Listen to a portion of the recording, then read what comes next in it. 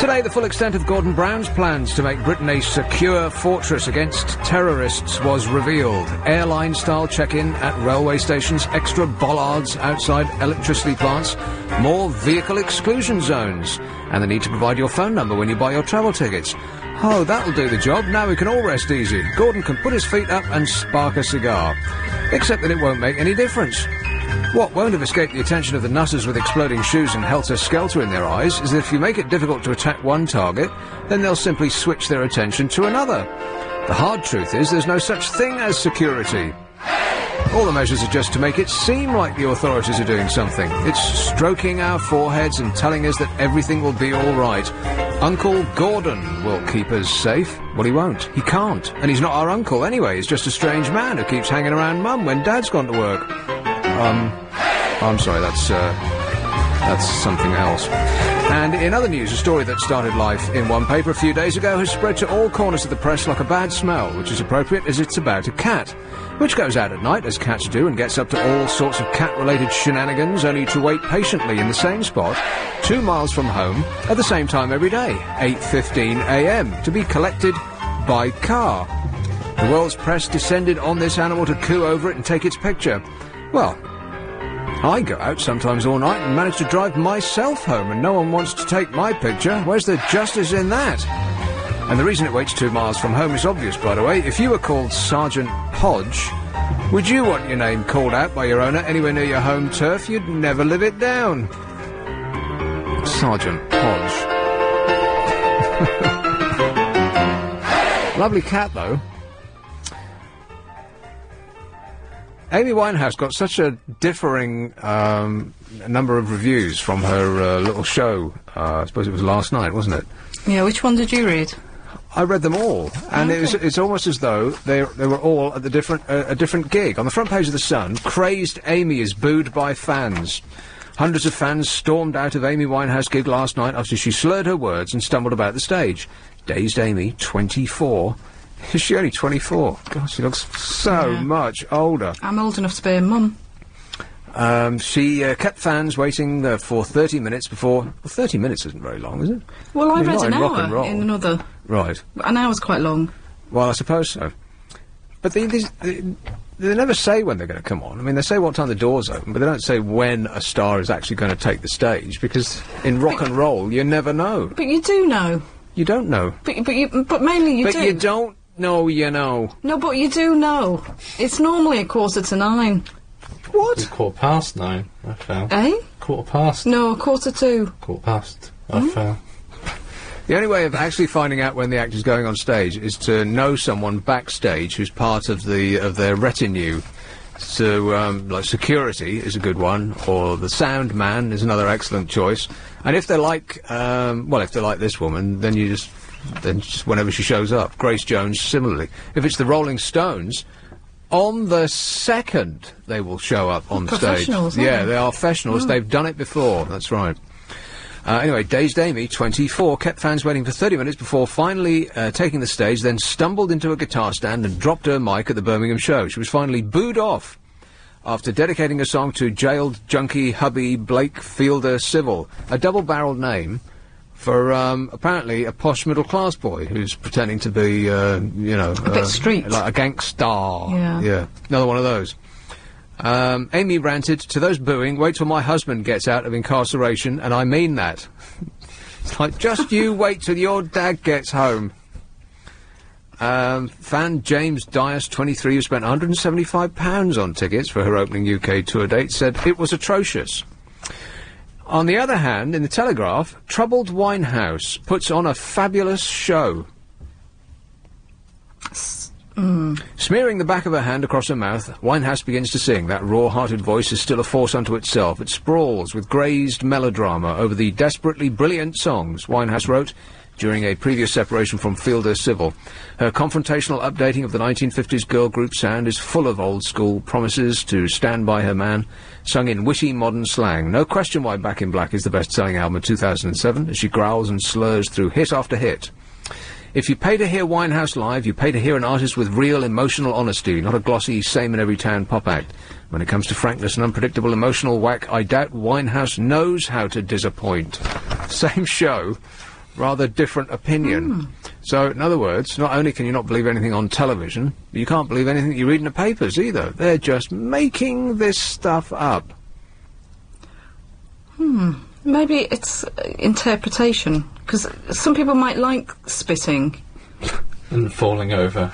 Because Spitting? I saw Patti Smith not so long ago, and she spat on stage, but then she that's does. I know, it's charming, but not. Well, which decade does she think she's living in? It's not 1977 anymore, dear. Mind you, Patti Smith, she can do whatever she likes. She's earned her credentials, hasn't she? But I don't like spitting. No. From anyone. There used to be notices on the top deck of buses. No spitting, smoking in the back. I've been gobbed on from boys from the top deck. That's nice. Spitting on me. Horrible. Do we get on to I hate spitting? little boys. They're horrible. They still pick on me now. Do they not like the show? I don't go out between 3 and 4.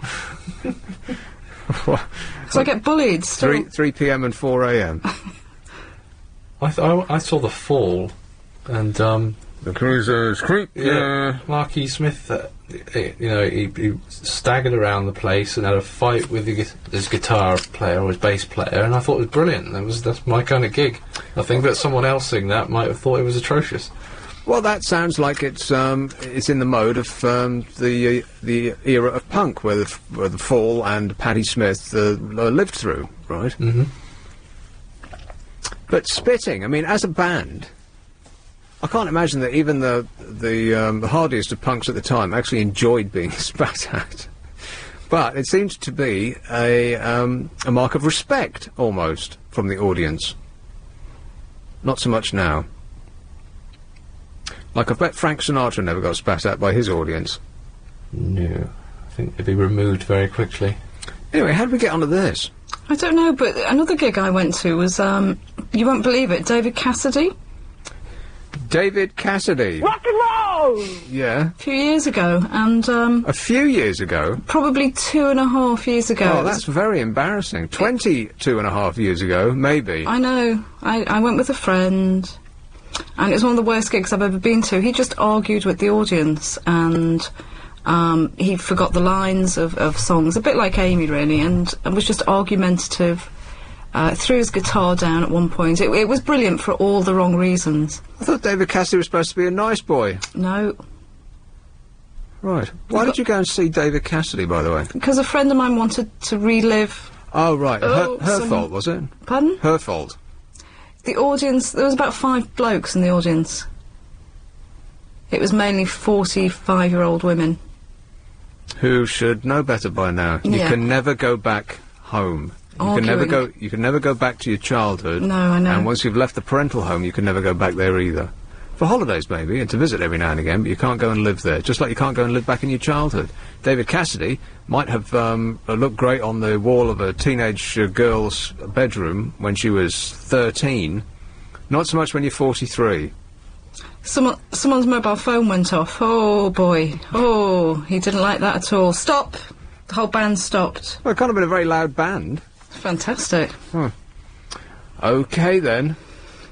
This is pretty shocking, revelations about the musical taste of the people that I'm working with. Fortunately, my musical taste is so fantastic that it pulls us above the average. I bet it's not. 7:15. Here's Travel Now with Alan Joyce. Thanks, Nick. And the A10 still looks very slow if you're going out of town from Stamford Hill up to Seven Sisters following an accident earlier about the town hall. But they have finally moved that off the road now. Studio calls flashing up on the indicator. Bracknell. Hello, Jethro. Yeah. It's a bit of a problem, isn't it? Artistic performance and the boundaries of decency and acceptability. I mean, it's never been quite cracked. How do you mean? Well, I can remember my mum, when God bless her soul, when she was still on this earth, being hardly offended at, do you know that woman called Sandy Shaw? Yeah. When she represented Great Britain in the Eurovision Song Contest, because she came on, she did Puppet and a String, and she wasn't wearing any shoes. Disgusting. It was my mum thought it was terrible. Sandy Shaw, Puppet on a String. Yeah, I remember it well. Yeah, I wonder if one day that you say that you care. Everybody. If you love me madly, I'll gladly be there. Yeah. Like a Puppet on a String is Yeah. the right answer. Yes. And she she wore a short skirt which showed her knees, which was almost like, you know, sacrificing everything that the British Empire stood up for. Well, in days of old, a glimpse of stocking was thought of as something shocking. Now, heaven knows, anything goes. Who's that by? I recognise that. Who's that by? I'm guessing Cole Porter. Yeah, sounds like that, yeah. Anything goes. Yeah, well, I mean, it's true, isn't it? My mum said, well, the guy who represented Britain, I think, in the Eurovision Song Contest, I'm not sure if they were annually back in those days. Were they ever like the World Cup every 4 years? We could have been saved from one every 3, you know, they had to suffer one every... 3 years we'd have been without one, and that would have been fantastic, and every 4th year we would have had to put up with one. But I'm not sure, were they annually back in those days with Sandy Shaw? But I think the guy before her was I think it's Ian McClellan or something. He was a classical Scottish kind of upright singer. And that sounds great. Boring! Well, this is the point I'm trying to make. The point I'm trying to make is that we've got into this idea that unless you're shocking, revolting, disturbing, and contravene every concept of decency, then somehow you're not entertaining. Well, the purpose, or one of the purposes of a teenager's entertainer is to upset the parents of that teenager. Yeah, but if you're pushing the boundaries further and further out from a concept of decency, at some point you are really become revolting, aren't you? You are really become vile, revolting, and disturbing. Well, it's hard to know where you can go next. I mean, in 10 years' time, we'll know. But where can you go from advising people to kill the police and I'm not going to start reciting biting the heads off chickens, hip hop lyrics now. Oh well, who was that? Was it Alice Cooper? Well, Ozzy and Alice could probably both claim claim that one. But that's mild stuff now. No, I mean, hip hop is made by urban black men for the consumption of middle-class white boys in America. By far the largest consumers of that are people whose parents would run screaming out the house if they knew what their kids were actually listening to. Are they not hipping and hopping around? Are they doing worse things than hipping and hopping? Are they? Because I think so garage. I imagine kids are having discos in garages. I don't understand these subgenres. Can I just use that word? Because I know you don't like the word. The genre. G word, yeah. Subgenres. Garage, I would imagine, is like kids who can't afford to go down to the local kind of top-ranked disco, pay £15 to get in and drink lager at £6 a pint. So they sort of entertain themselves in the garage. Is that right or not? I don't know. I seriously don't know. I kind of imagine, and hip hop. I imagine they're kind of like perhaps they're trying to get back to original country roots, and they're hipping and they're hopping around in cotton smocks and drinking watered down cider. Yeah, you've got it. That's the nail on the head, yeah. I thought I might have got it right. Well, I presume I haven't then. No. Anyway. Having sort of... dealt with that. Yeah. Do you know Elvis Presley was shocking because he shook his hips? Yes. They filmed him famously from the waist up. Oh, did they really? To avoid that upsetting and disturbing... Middle America, yeah. Yeah, right. Yeah, I was just on Thames Gateway. I listened a bit about why they've got very unimaginative naming systems nowadays, haven't we? Our inspiration for naming things very unimaginative. Thames Gateway, this new town that's not obviously going to work. It's part of Gordon Brown's concept of kind of social programs. Right. Will it be as beautiful as Milton Keynes? Yeah, Milton Keynes. Oh, have you ever been there? I think I went past it, or through it, or round it, or however one goes past it. I'm sure very, very nice people live there. Oh, bound to, yeah. Much like Birmingham. That's best to seen from the window of a car as you slide quickly by. Yeah. I saw Bruce Springsteen in Birmingham, Aston Villa football ground. That was good. Well, I don't think that you can extrapolate from a Bruce Springsteen concert to the experience of living in Birmingham. It's not always like that. No. Everyone isn't shouting Bruce all the time. No. You'll be saying something like... little less exciting. I don't know Mind you, I did go to Birmingham a little while ago, and although I just saw the centre of the town, with the place where they have the, that funny blob thing that's Harvey Nichols. Is that Birmingham? That big thing that looks like an armadillo with circles on it. Oh, the Ringway or something, or Centre Point, or no, where's the place where they had the RA bomb? The Bull Ring. The Bull Ring. Yeah. And it looked kind of It looked all right, but I suppose I was just looking at a shopping centre, and all shopping centres are by definition boring because it's just the same shops over and over and over. It doesn't matter where you go in the country. All enclosed shopping centres are just soulless, dull places. And that's actually true. Where you spank money you haven't got on your plastic. On stuff that you don't need. Yeah. There's going to be a lot of that from now until... Why did Americans call them malls? Why are they called malls? Why are shopping centres called malls in America? Is this somewhere you're going to have a rugby kind of beat up? I've never felt comfortable saying that word either, because it's a very short word that takes a very long time to say. It's a word that's almost impossible to stop saying. Mall. It just goes on forever. Yeah, it reminds me of a free-flowing kind of rugby kind of conflict, doesn't it? You know, they're into a free-flowing mall. Is a ball going to come out of there now? Or is my wife going to come out of there without having not spent £2,000 on a plastic card that we can't really afford? Right. Because she wants to feel good. Yeah, no in both cases. All right. What's downtown, uptown? I don't understand. Is downtown a good place to be or a bad place to be? These American terms, I just don't understand them. Well, it depends on which town you're talking about. If you're talking about Detroit or Los Angeles, downtown, probably not. Uptown is upper class and downtown is street, is it? Well, as I say, it just depends on where you are. Oh, so it's not fixed? I don't think so, no. Oh, it makes it even more complex. Unless it's uptown top ranking, in which case that's probably a good thing. Well, top rank as in the company, or top ranking as in spanking good, fantastic? As in the song by whoever it was by, I don't know. I wish that I hadn't said it now. If you had your children, what fruit or vegetable would you name them after? Name them after. That's an excellent question. I'm glad you asked me that. I thought about groundnut squash. I think that the parents who do give their children stupid names should be held to account. Bob Geldof, I'm thinking about you. Peaches and Fluffykins, or whatever the hell he called them. Those children are going to have to live with those silly names for the rest of their lives. I mean, they must have been laughed at in school every time their names got called out. Can you imagine going through life being called Trixie Fifi Bell, or whatever the hell he saddled them with? They went to private school where everyone calls everyone else darling, don't they? You know, the upper-class sensibilities are totally different. It's not rough and tough and hard. That's absolute rubbish. I went to comprehensive in Essex, and I also went to a private school in Scotland, and the difference between the two, as far as the way that the kids behave to each other, is that there is no difference between the two. They're exactly the same.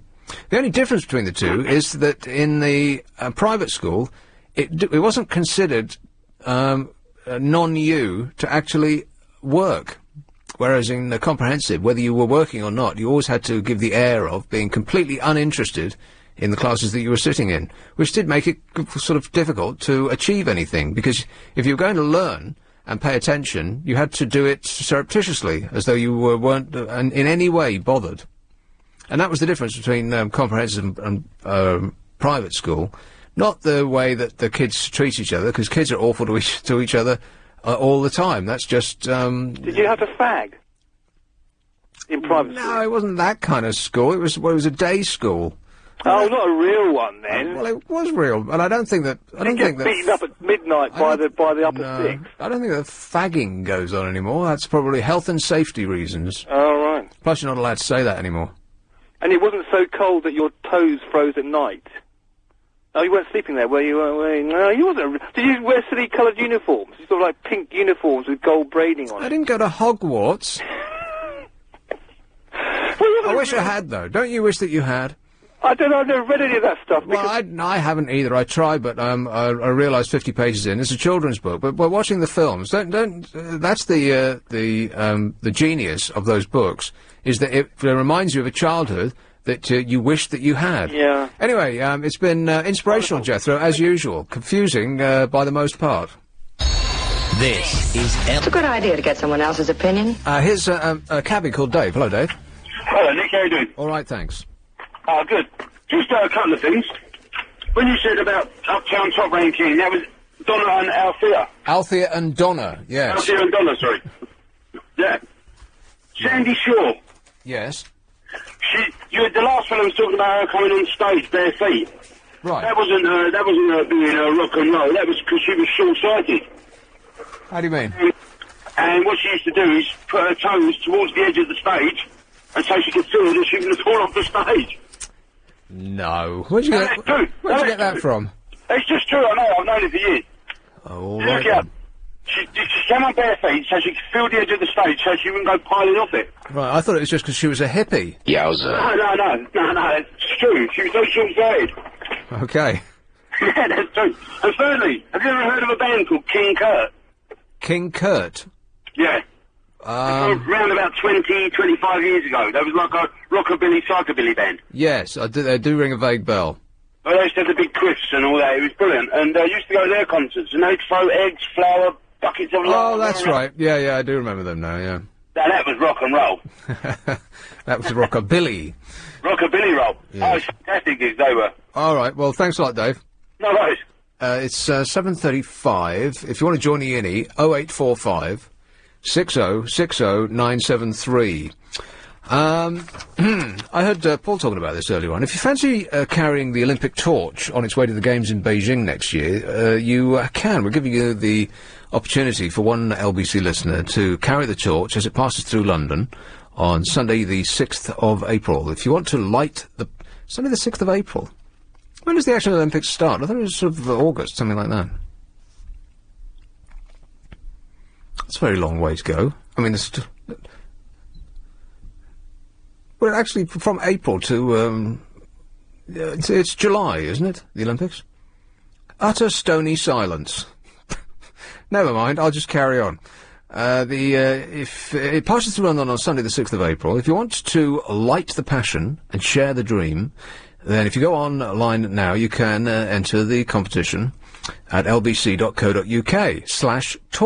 You'll need to complete the application form, and everyone who meets the criteria will be entered into the draw. Closing date is midnight on Wednesday the 21st, so if you, that's the 21st of this month. So if you go online today, that's lbc.co.uk/torch. Orky/Dorky. Here is Hersham. Hello, Sean. Hello, mate. How are you? All right, thanks. Right. Yeah, it's just I was sitting here and I just happened to catch the last call you had. Yeah. The guy that was talking about King Kurt and going to see him. Right. And I used to go and see him about, early 80s, 81, 82. And it was a very small crowd of people that used to go and see him. So I must know him. It just came flashing back to me. They must have had trouble getting venues, because it was their thing to throw... Play at Felton Football Club, if you know, it was really very early on in their career, before they put on Top of the Pops and then split up, obviously, but it was just that, it's quite incredible to hear someone that went to those gigs, because they were very small and just a few people used to go and see that, you know, they were pretty unknown, and it was quite a clicky lot that used to go and see them. Right. So, it's like a stroll down memory lane, all your yesterdays. Yeah, pretty uninteresting for everyone else, but it just, I was sitting there and thinking, blimey, and it just took me all the way, and I just thought, I must know that guy, you know. Yeah. You could have smashed an egg in his head. Yes, we could have done. I remember the guitarist used to come on with cling film around the guitar to protect it. Right. Wouldn't that make it a bit hard to play? No, it was around the body and that, you know, stop it, because they had semi-acoustics, so it'd stop it going through the F-holes. Right. Yeah. So, yeah, it was just madness, yeah, to hear that, and I was thinking, gosh. That was the era of the rockabilly. They had a couple of years, and the Stray Cats, and everyone was going around with flat tops. That's right. I had a white flat top, and it was that, Fear of Hate. The Meteors were a good one to go and see, and the Cramps, and it was those bands. It was also the era of the custom car crews up and down King's Road. They still do that. Well, I don't know about them, but me and my friends, we had, was it a Vauxhall Cresta? With a bench seat in the front? Was it that? The bench, a Vauxhall Cresta or Vauxhall something. It had stick shift, like America. What, with the shift on the steering column? Yeah, but it was English, and it was a 60s or whatever it was, English car, and it was, had small, quite big fins, but, fins at the back. I suppose it was our rip-off of the American 50s cars. And I think it was a Vauxhall Cresta, I'm not sure, but it had the American stick shift on the column, And there's something deeply satisfying about the stick shift being on the column of the steering wheel. I've only ever driven a car like that once. It was in America, and it handled like you were driving a cloud. Like a boat. Yeah, exactly right. Yeah. Was it just swaying? Yes. I remember when he first got this, and this is no word of a lie. we're coming down the A3, there's a noise at the back, we're all in the front seat, or him and his girlfriend and I, we're all sitting on that bench seat at the front. There's a noise, don't worry about the noise, he didn't want to hear about any noises. And he could only get first and third in his car. So we're driving along, noise, more noise, but it's getting really loud now, it's getting very loud back here. Bang, crash, there goes the wheel in front of us. Everyone bibbing, and the back wheel had come off and was sailing in front of us. And he just seemed to slow, and cruised off into the hard shoulder. That must be quite disappointing, that the wheel will come off and then be beating you. And everyone, it went in front, because we slowed down and we just sort of went into the hard shoulder at a very slow and controlled manner, and everybody was sort of driving past us, bibbing us and telling us, like, we didn't notice the wheel had fallen off, you know, and they went sailing off, yeah. Did it affect the handling of the car in any way? Yes, it went down one side and went straight into the hard shoulder, but in a way that it was pretty well done. Looking at it, was very, good. A real-life drama. All right, well, thanks for painting that picture for us, Sean. Cheers, mate. Just a blast from the past. Yeah, exactly. All right. Cheers, mate. Thank you. Hey, have you ever custom cruised in your giant chrome boat there, Alex? I was custom cruising today. Were you? Yeah, I brought it in today. Right. I sailed in, wafted in. It's one of those cars where you get out and it's still moving back and forth, jiggling like a jelly on springs when you go back to it like 3 hours later. Mm-hmm. It just, wobbles nicely. Like a weeble. Here is Acton. Hello, Simon. Hi, are you alright? I'm alright, thanks. Yeah, we seem to be going down memory lane with music tonight, and a couple of callers mentioning King Kurt, and they're still going and they're still gigging. Really? Yeah, they are. Along with the Meteors, who still haven't stopped for 25 years, so it's all still alive and well. Feltham Football Club lives on. And are people still throwing things at them? But it's mainly just flour now. It's calmed down a bit. There's not so many pig's heads flying about as there used to be, but, they're still nice, messy gigs. All right. And here's me, 40 years young and still going. All right. Thanks a lot, Simon. All right. Cheers, mate. I would, I think I would be a bit, at that age, to still be going on stage and doing something that is more a teenager-y stuff. I think I'd be a bit upset the way my life's gone, wouldn't you? I mean, it's not a proper job right enough, but if every time you go to the office you're going to get covered in flour and, it just doesn't seem like a happy way to make your living, really. I don't know. I can think of worse things. But you just feel like, I should probably grow up now. I don't think anybody is growing up anymore. I think the whole concept of growing old gracefully has been cancelled, because people of the generation that I class myself and you as well. And I think that sort of below 50 and above 30 is more or less the same generation now, because 50 used to be considered incredibly old. Like, that was parental age. That was the age at which you did nothing for the rest of your life other than go to work, come home, sit down, fall asleep, go to bed, and it was just drumming your fingers, waiting till you died. But now people are going out, and as I say, they're if they're not going to concerts, then they're performing in them with the same vim and vigour that they used to when they were teenagers. Everyone's picking up a guitar these days, aren't they? The era of the DJ seems to have gone, because not 10 years ago, if you asked anybody under the age of 30 what they wanted to be, the answer was always the same: I want to be a DJ. And my answer would be, I'm a DJ. And he'd say, oh yeah, where do you play? No, it's not like that. I'm on the radio. And at that moment, their interest waned. No interest at all.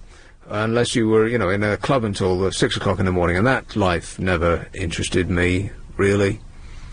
When you go to work, you're in a smoky, cacophonous place, working for gangsters who might never pay you.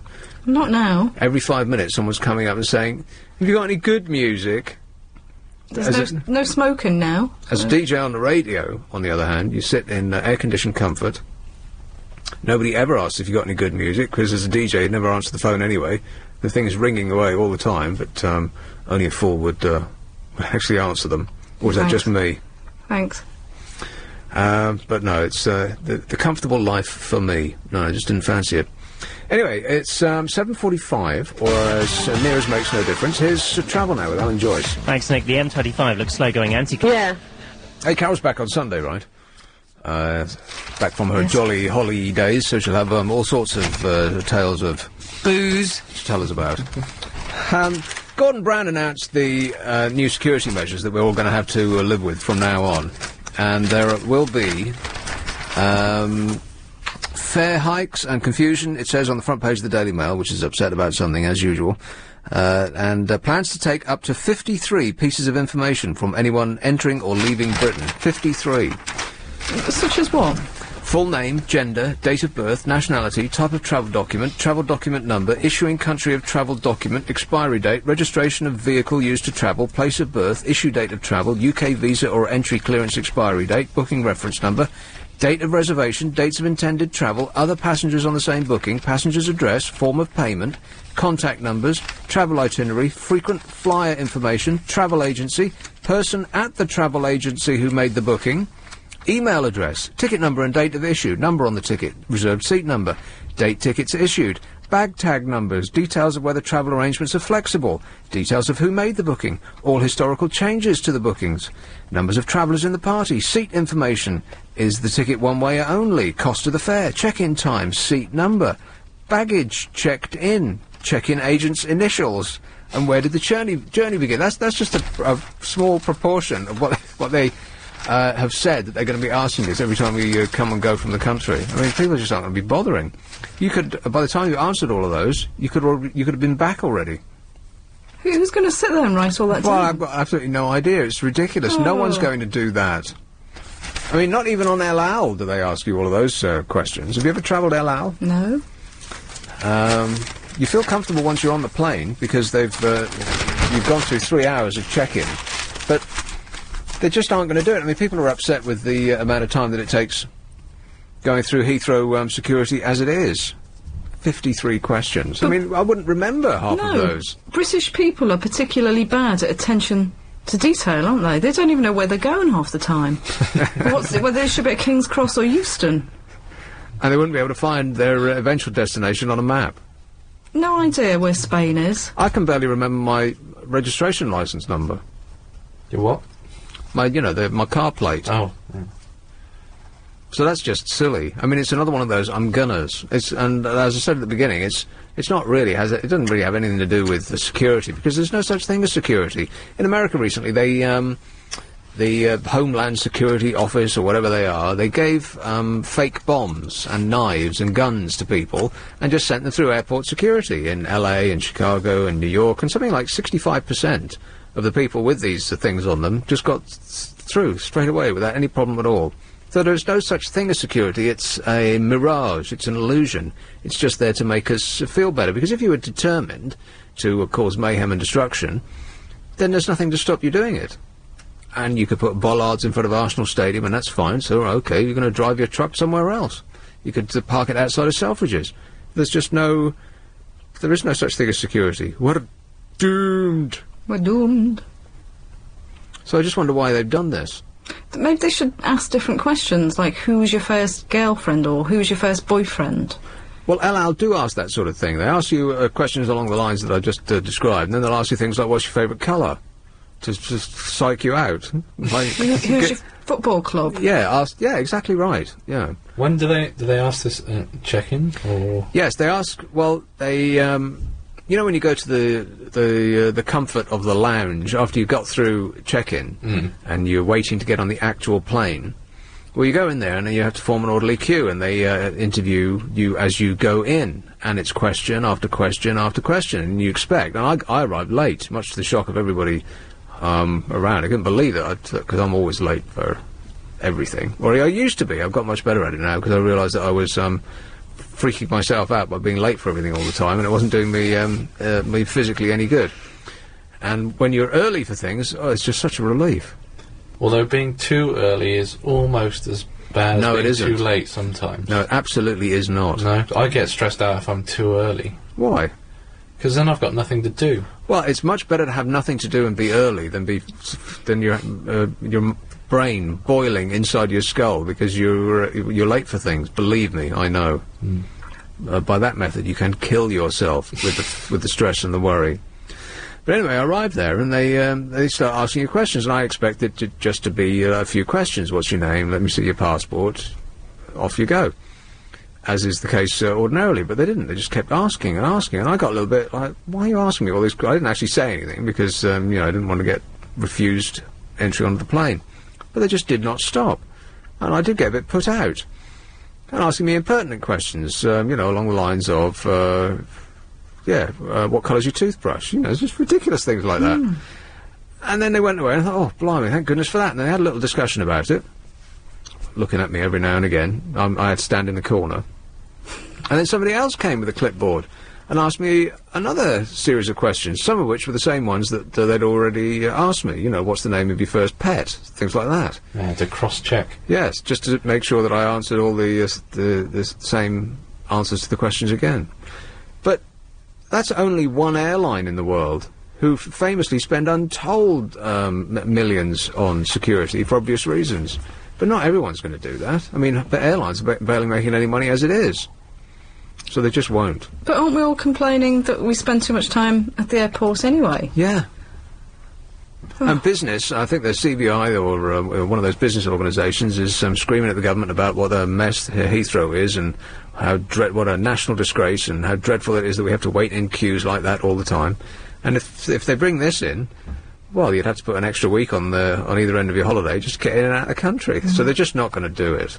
But it's another one of these gunners. As I mentioned the other day, the current administration have passed a law for every single day they've been in power over the last 10 years. That's just staggering, isn't it? And have we noticed that things we are much more secure now than we were when they started? Well, you'd have to say, no, not really. London's biggest. Right, so what are we doing? I was looking at the front page of the Daily Mail, which is all about this, the airport inquisition. Travellers must answer 53 questions before going abroad, and all of that. And my immediate reaction, as I just said, was, oh no, we won't. They're just saying that in order to make it seem like they're doing something.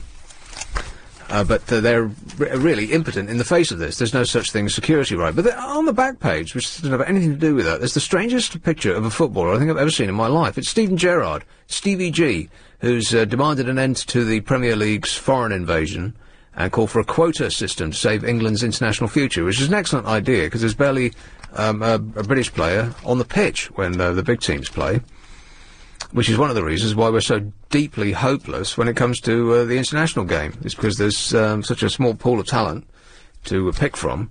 Although you'd have to say that the people, the talent that they do have should enable us to be more successful than we are. When they put on a white shirt or red shirt, whichever it might be, they just seem to turn into a bunch of dopes.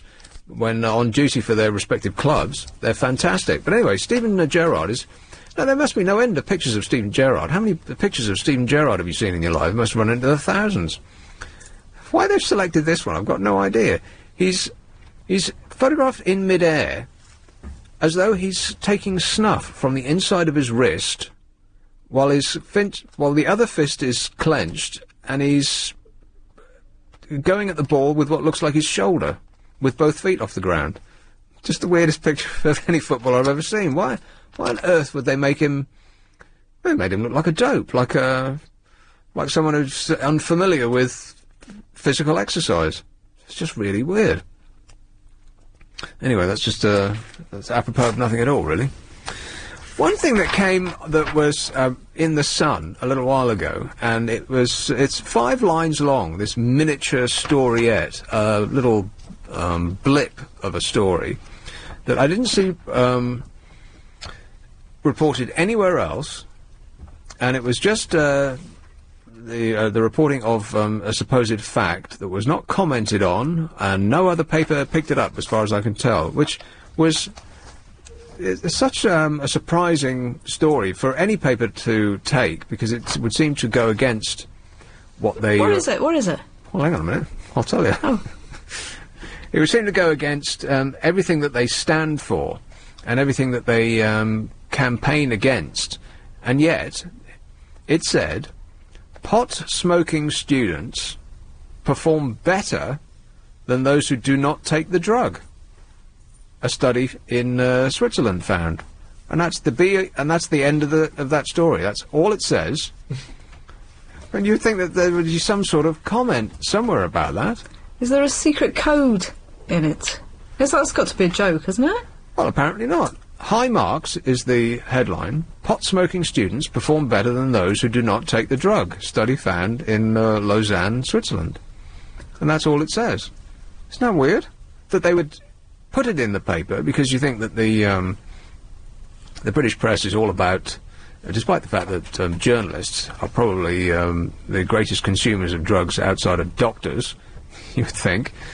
They're forever telling us that if you do, anything at all, then within a fortnight you'll be shivering in an alley somewhere, injecting heroin in your eyeballs. But to put that story without comment or putting it in context with anything, it just seems really, really weird to me. And I've been carrying that one around for a little while, expecting to find the story elsewhere and there'd be some sort of explanation for it. But nothing.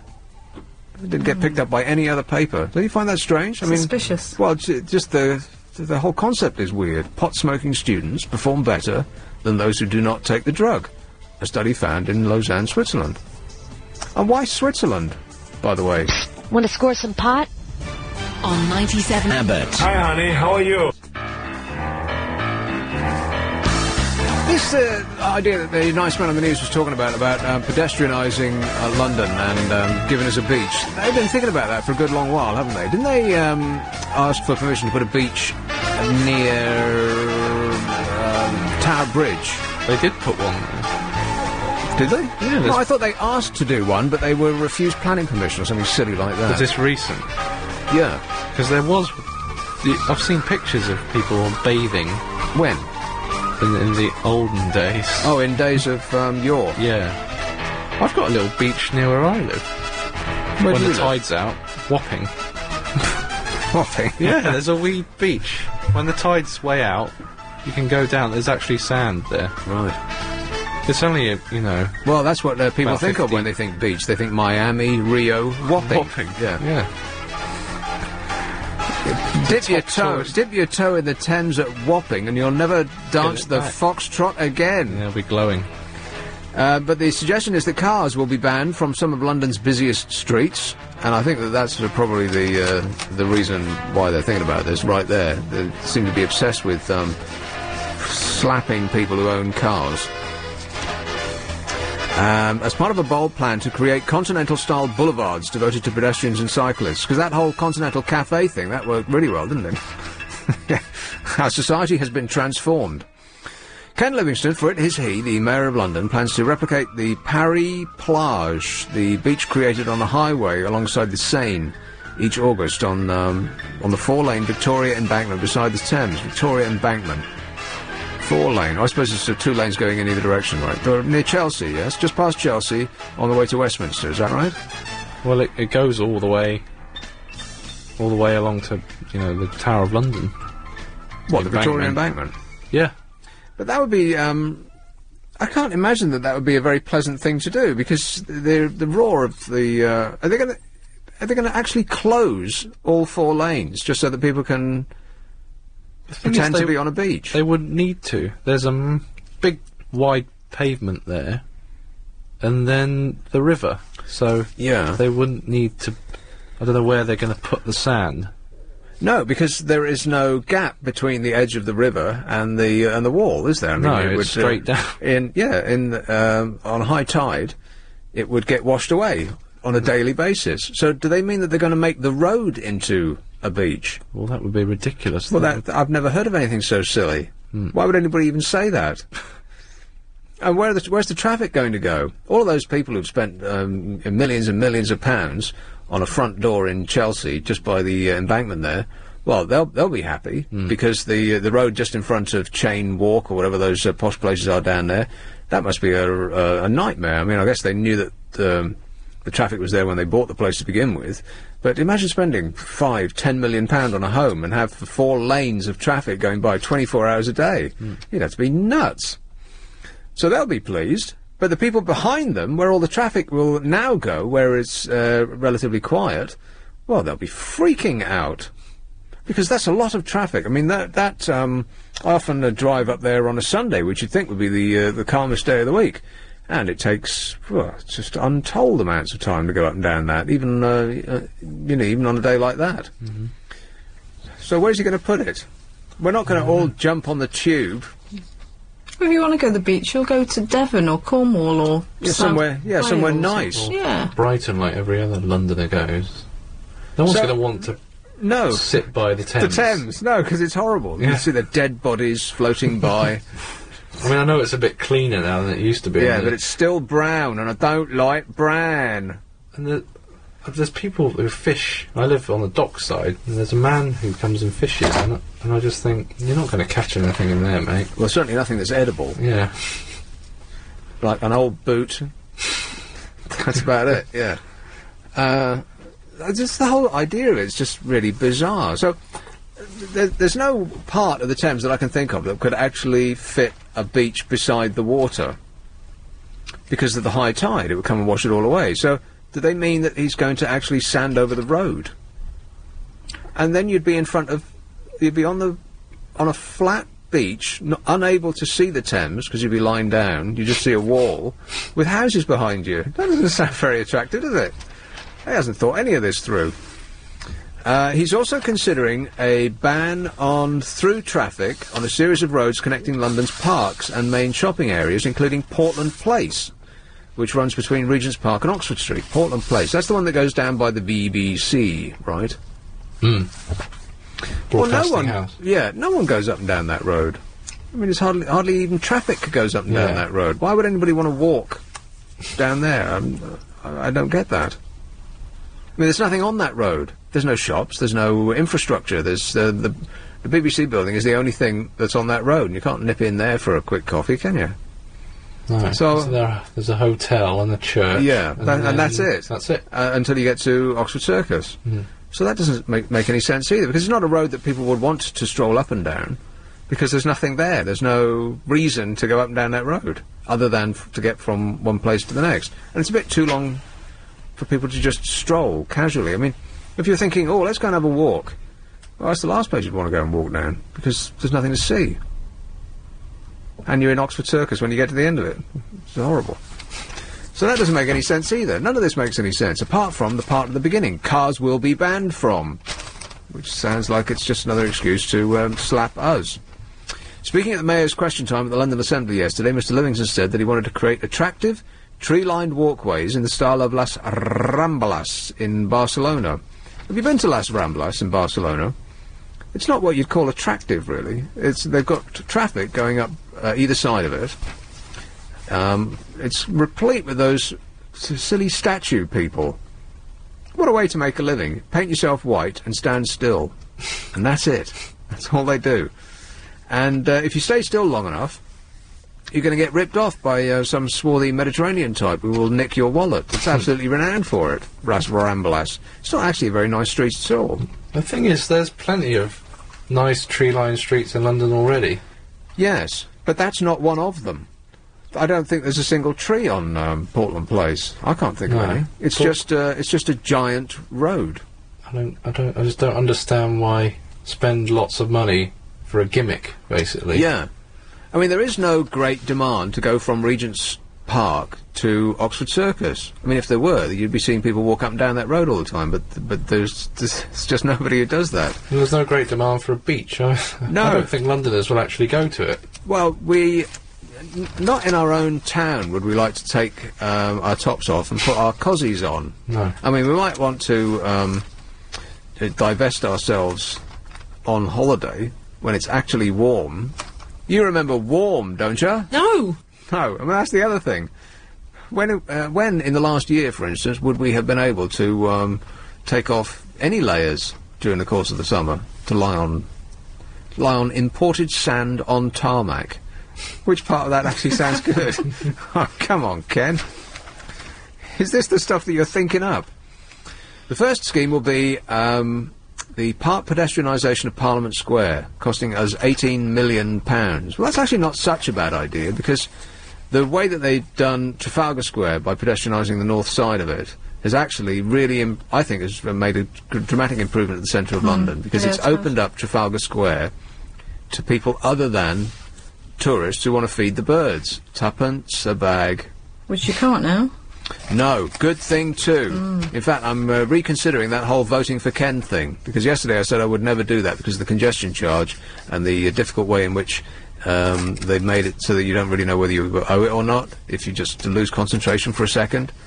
But he did do the pigeons thing, which I'm fully on board. Get rid of those birds. Yeah, but then he did bendy buses, so it's... Oh, yeah. Takes it back. So that's 2 away and 1 for. The worst thing about London at the moment is those buses.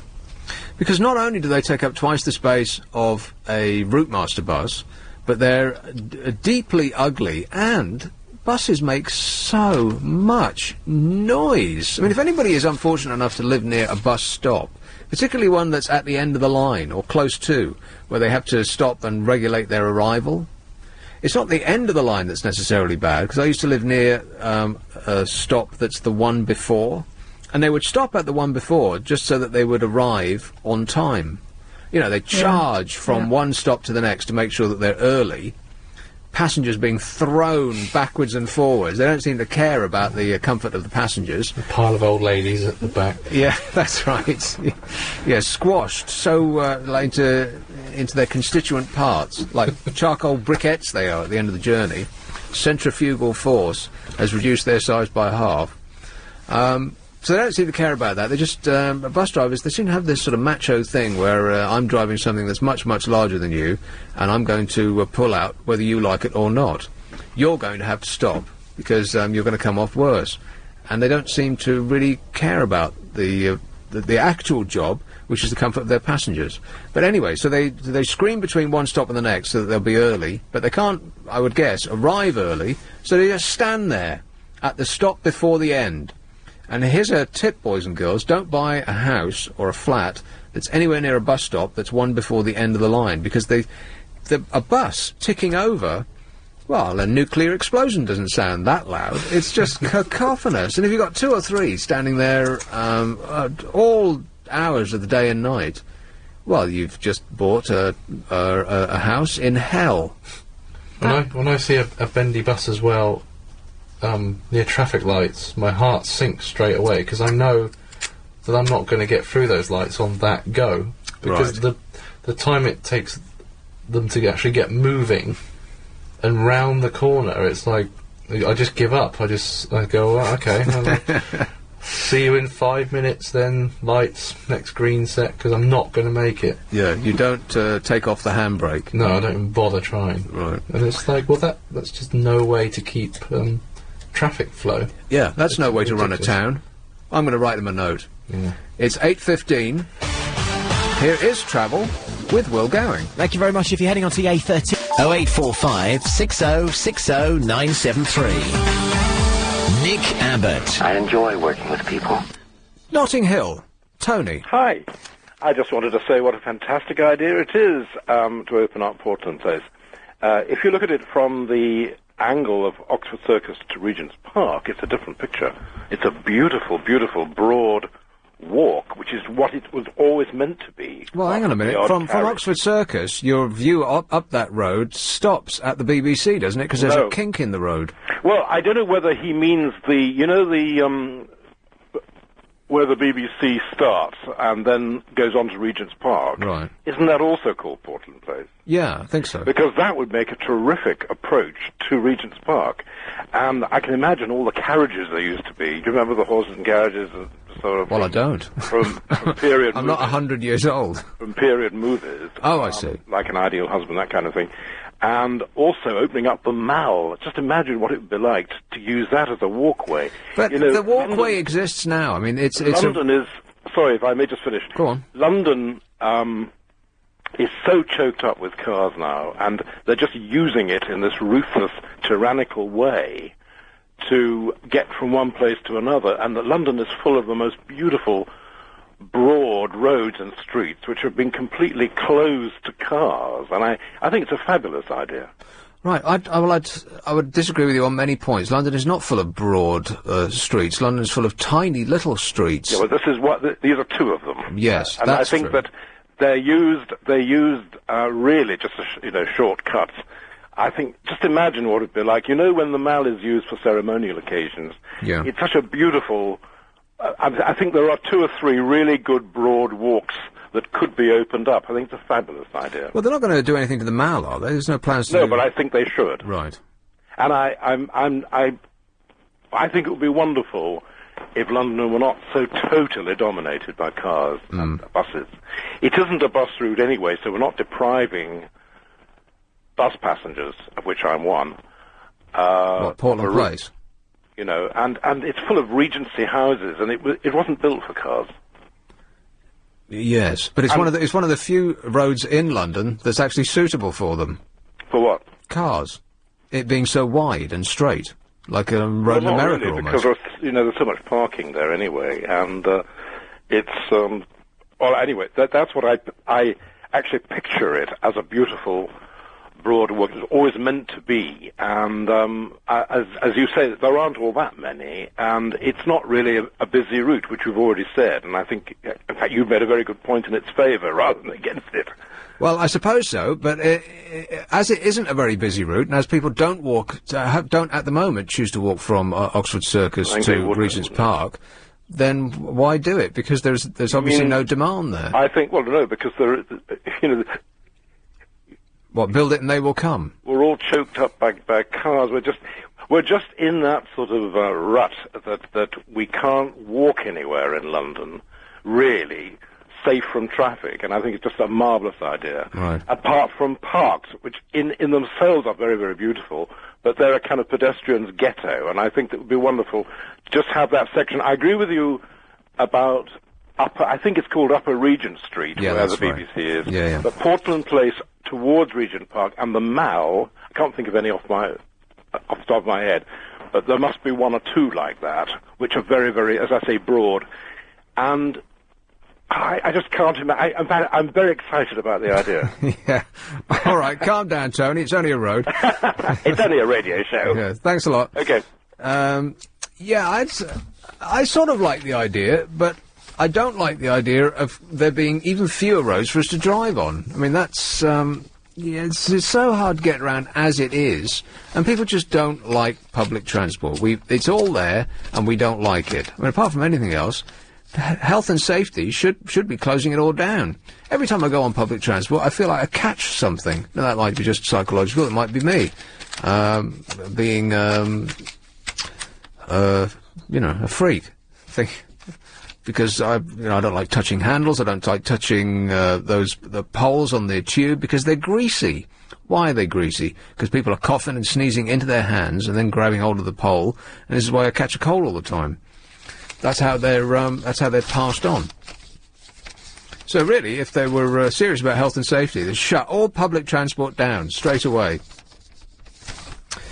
But it's a nice idea. But can you imagine how much it would cost to do Portland Place? A road that it's very easy to walk up at the moment. It's got to be one of the easiest roads to walk up, but people don't choose to do it. I mean, the amount of times that I've driven up and down there's nobody on the pavements at all. The pavements are perfectly wide.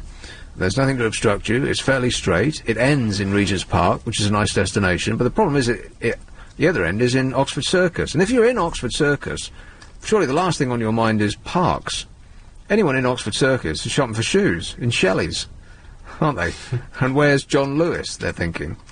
So I don't think that there's any real demand to go from one to the other. To go from one park to the other, maybe, but there ain't no park in Oxford Circus. Am I right? You are. So the first part of this scheme to make us more continental is the £18 million park pedestrianisation of Parliament Square, which is going to remove traffic from the south side close to Westminster Abbey. And there was they closed that road a little while ago because I don't know, they were digging it up or reinforcing the protection barriers to the Houses of Parliament. They're putting the concrete blocks. Something like that, yeah. And so there was a diversion around where presumably the diversion will go, and it's a tiny 2-lane street with parking on either side that just goes around some office buildings, and it took forever, like in late evening. So I mean, that entire area is just forget it. And then how are you going to get from the west to the centre of town? They're just driving us out of our cars. Onto the bendies. The RAC Foundation said that Mr Livingston's plan would force traffic onto less suitable routes and add to congestion, which is just exactly what I just said. It's amazing to be so right about everything all the time. That's why you're always so tired. The Foundation's director said Mr Livingston appears to be choosing streets which are absolutely essential for through traffic. Closing Victoria Embankment, even if only in August, would cause complete chaos as traffic diverts onto less appropriate and narrower streets. And this is what they do in Paris, right? In Paris, this Paris Plage, the Paris beach thing, is open only in August. There's a big difference between August in London and Paris. In Paris, everybody leaves. You try and get a table in a nice restaurant in Paris in August, and you'll be fresh out of luck because they're shut. Getting a hotel room is very easy because there's nobody there. Things just close down. The entire city goes on holiday in Paris. So, by definition, there's much, much less traffic, which is why they do it in August, right?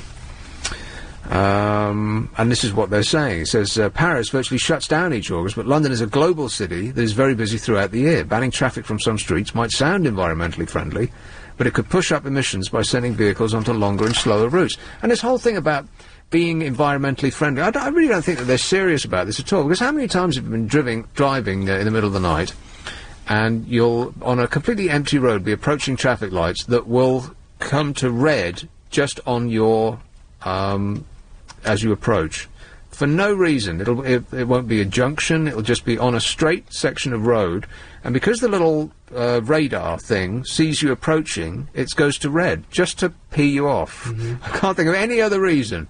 And so you're slowing down, you're standing there, your engine running, and then you have to speed back up again. Now, if you multiply that 1,000,000 times, that's not saving the planet. They're just doing it to irritate you. I mean, there can be no other reason, right? It's not coincidence. And it's not, it's like on those pedestrian crossings. That's what normally gets me. And it's always in the middle of the night, and you can see it coming, and you think, oh, there's a green light, shall I go faster so I can get through it on green? And you know that if you stick at 30, it's just going to stop you. And this is exactly the same result that they will have by putting you through the tiny roads where you'll sit in traffic a lot, thereby ruining the planet. And there's lots more humps and bumps, isn't there, on those little roads, so that slows you down as well. Yes.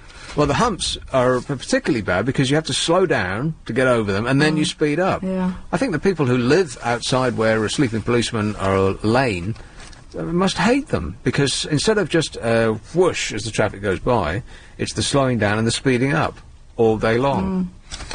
Mr. Livingston's been impressed by several other ideas for tackling traffic. He's planning to copy the city's bicycle hire scheme. They've got a bicycle hire scheme in France, and I saw that, and it worked quite well. In this country, they'll all get nicked. 560600973. Nick Abbott. So a continental-style beach atmosphere. So what, like Nice, perhaps, where people promenade up and down in their designer finery, have a little espresso on a cafe stop, have a cocktail perhaps. That's what they would do in France. In this country, it'll be a sea of tattoos and beer guts. People getting lagered up. Lobstered. Yes. Bald heads. Exactly. Glowing. There's no way around it. We are not continental. We just don't do that. It's not in us. You should stop trying to make us something we're not. Yes, we ain't French. Here's Crawley. Hello, Richard. Hi, Nick. Richard.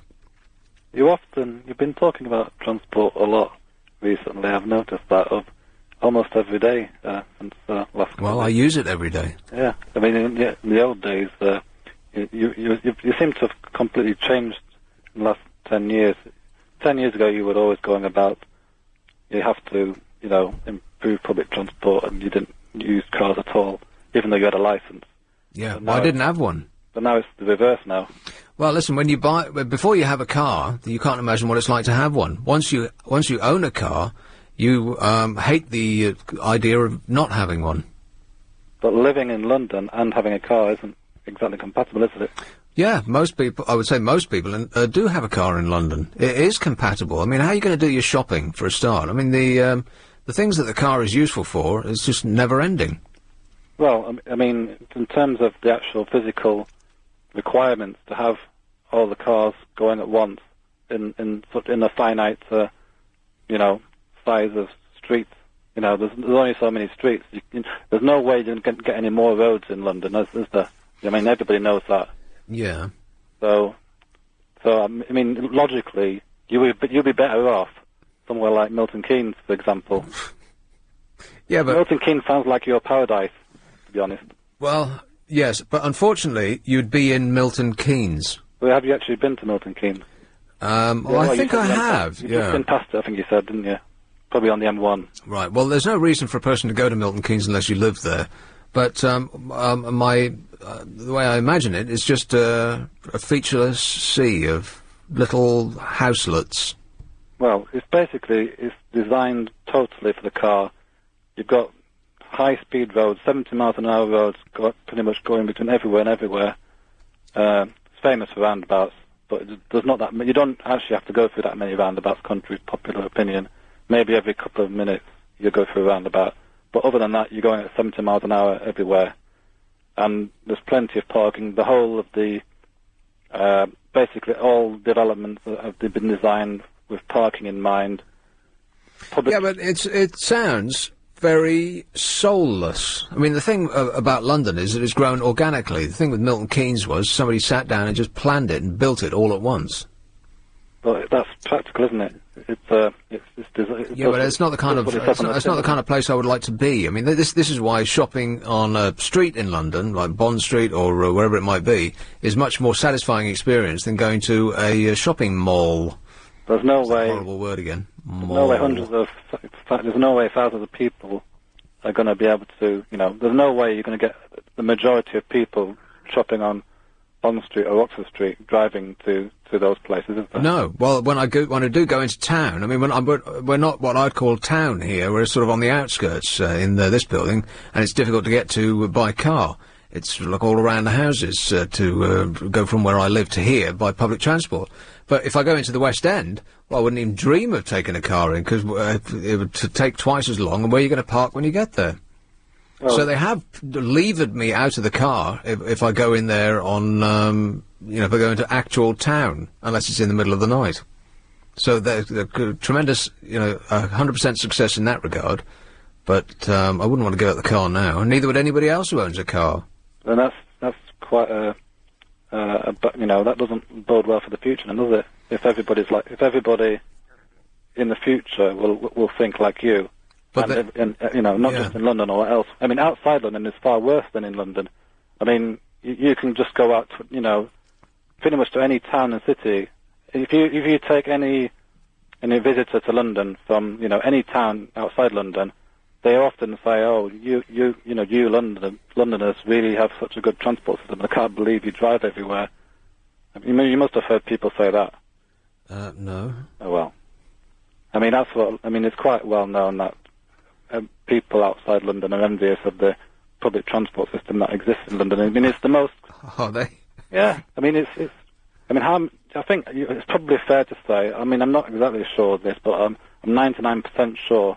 For example, this is just one example. That London has by far the most night buses in the world, more than anywhere in the world. Right. Hands up, who wants to go on a night bus?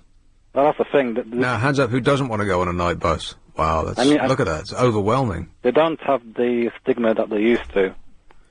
I mean, people who... I mean, lots of clubbers these days, they quite...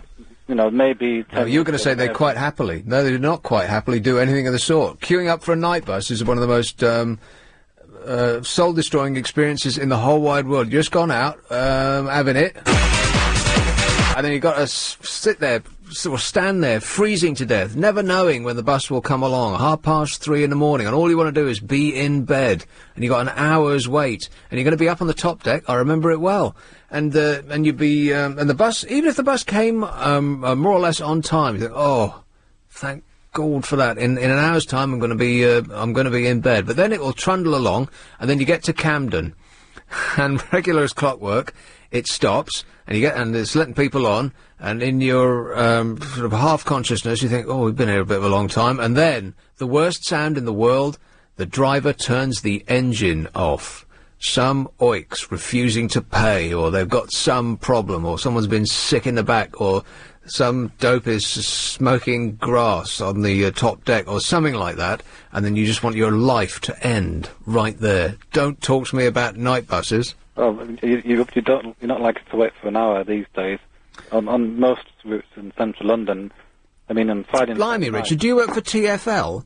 Well, I know a bit. I think. Right. Well, so do I. I'm not a stranger to public transport. I do it every week. Well, I mean, you could say I'm an enthusiast. An enthusiast? You're a bus spotter. Oh, no. Have you got your jingle still? Huh? Have you got your jingle? What jingle? The train spotter jingle. That's what you used to play in the old days. The choo-choo train? Yeah, no, I don't. I'm afraid that I can't excite you in that manner. But anyway, Richard, I've got to go. See you later. Too much excitement in one call. I can't stand it. Calm down, calm down.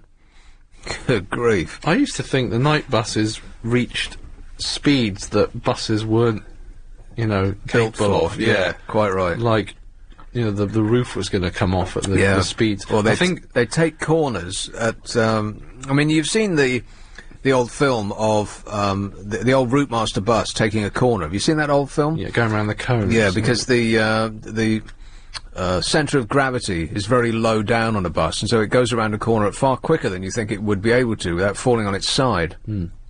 But still, when you're on the top deck at the front, and it does, and it takes a corner at what seems like light speed, then you don't expect to come out of the corner alive. But I think it's because the bus driver, I don't know if the night bus drivers do the day routes as well, and they swap around, but I guess if you're used to driving in the daytime, where it's stop, start, and then you get the opportunity to put your foot down, where there's nobody on the road, you're going to fly. Yeah, well, in much the same way as coming here. I mean, when I come here before the programme, it takes anything up to an hour. Going home, 15 minutes. I reach speeds of 300 miles an hour. And that's an actual fact. I'm not exaggerating in any way. Do you want to get Ben? By the way, the phone number here, if you want to join in, I know that you probably are still trembling with excitement after the last call. 0845 6060 973. I do have something that I was supposed to tell you, wasn't I? It's the Jamaican Tourist Board. Leonard from Lewisham won a week's luxury holiday to Jamaica with Paul Ross last Friday. There's another chance to win a fabulous holiday to Jamaica with the Jamaican Tourist Board online at lbc.co.uk. Now, talking about a beach, now that would be fantastic, wouldn't it? I'm picturing myself there with a, whatever they drink over there. What do they drink? Rum? Rum, yeah, a rum-based cocktail. I can't think of any right now. Name a rum-based cocktail within the next 5 seconds. I double dare you. Rum and Coke. That'll do. Yeah, I suppose so. If you go online now, lbc.co.uk, and answer a question about Jamaica, then you could be there with a drink in your hand. You can find out more about Jamaica by downloading the podcast at lbc.co.uk. It's a luxury trip for two to Jamaica. Once you go, you know. Bromley. Hello, Ben. Hi, Nick. No, Ben. it's real. I think Mr. Livingston must have been trawling through the history books. We've had a beach in London before. It used to be down by Tower Bridge. When? I think they started it after the war, and they stopped it in about 1974. It was known as the London Children's Beach for all the kids who couldn't get to the coast. And they used to bring sand and put it just before the Tower of London.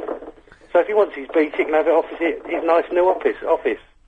You see everyone with all their bits hanging out there. Lovely. All right. Thanks for the history lesson, Ben. No worries. Mind you, that's probably the reason why I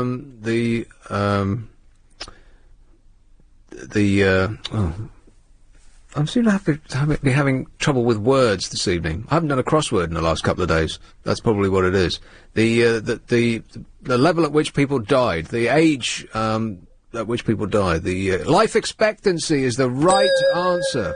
Life expectancy used to be significantly shorter then than it is now, and that might be the reason why people were dipping their toes into the Thames in the 1970s when it was almost 100% concentrated sulfuric acid. I mean, they've cleaned it up significantly since then, and every now and again a fish comes by, or a whale gets lost and doesn't die instantly. It swims up the Thames estuary, but it's not any kind of water that I'd like to be near in any way, shape or form. Not on or near, or have a glass of that, and you'd never sing soprano again. 8:45. That's a cue. Abbott. Are you trying to tell me that this is your act? Well, apparently there's a couple of people who were half listening to what I said about the Jamaica competition. I did say quite clearly several times you have to go online.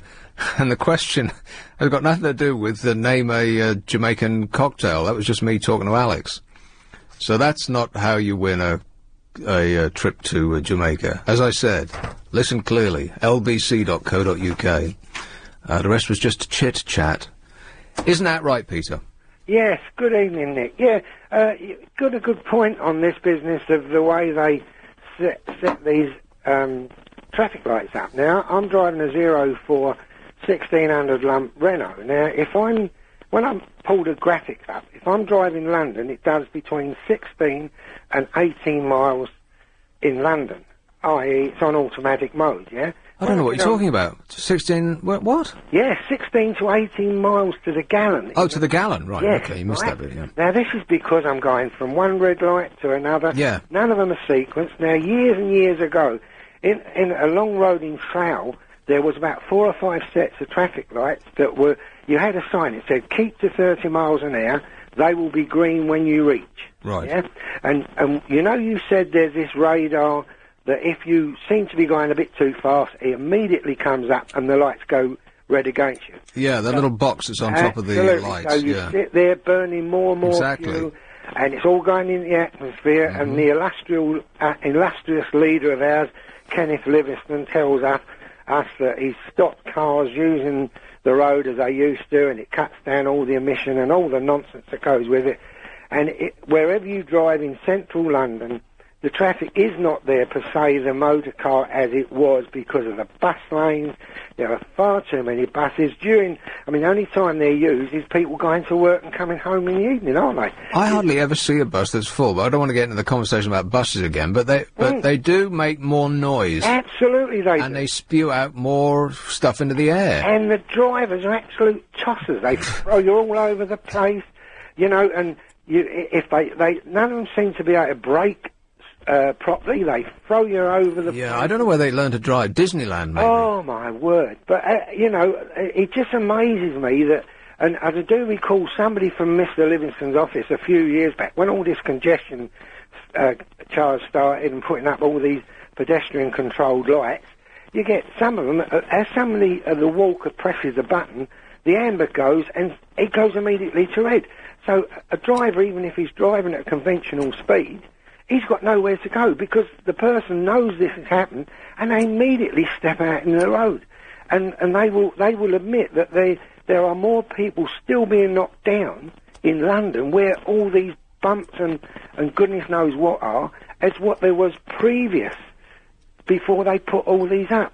And I'm surprised that the statistics are that the congestion is back up to the level that it was before the congestion charge was brought in. Well, simply because of the bus lanes, isn't it? You don't have to be a brain surgeon to work it out. You look at the time spaces of them, and some of them are so contradictory as well.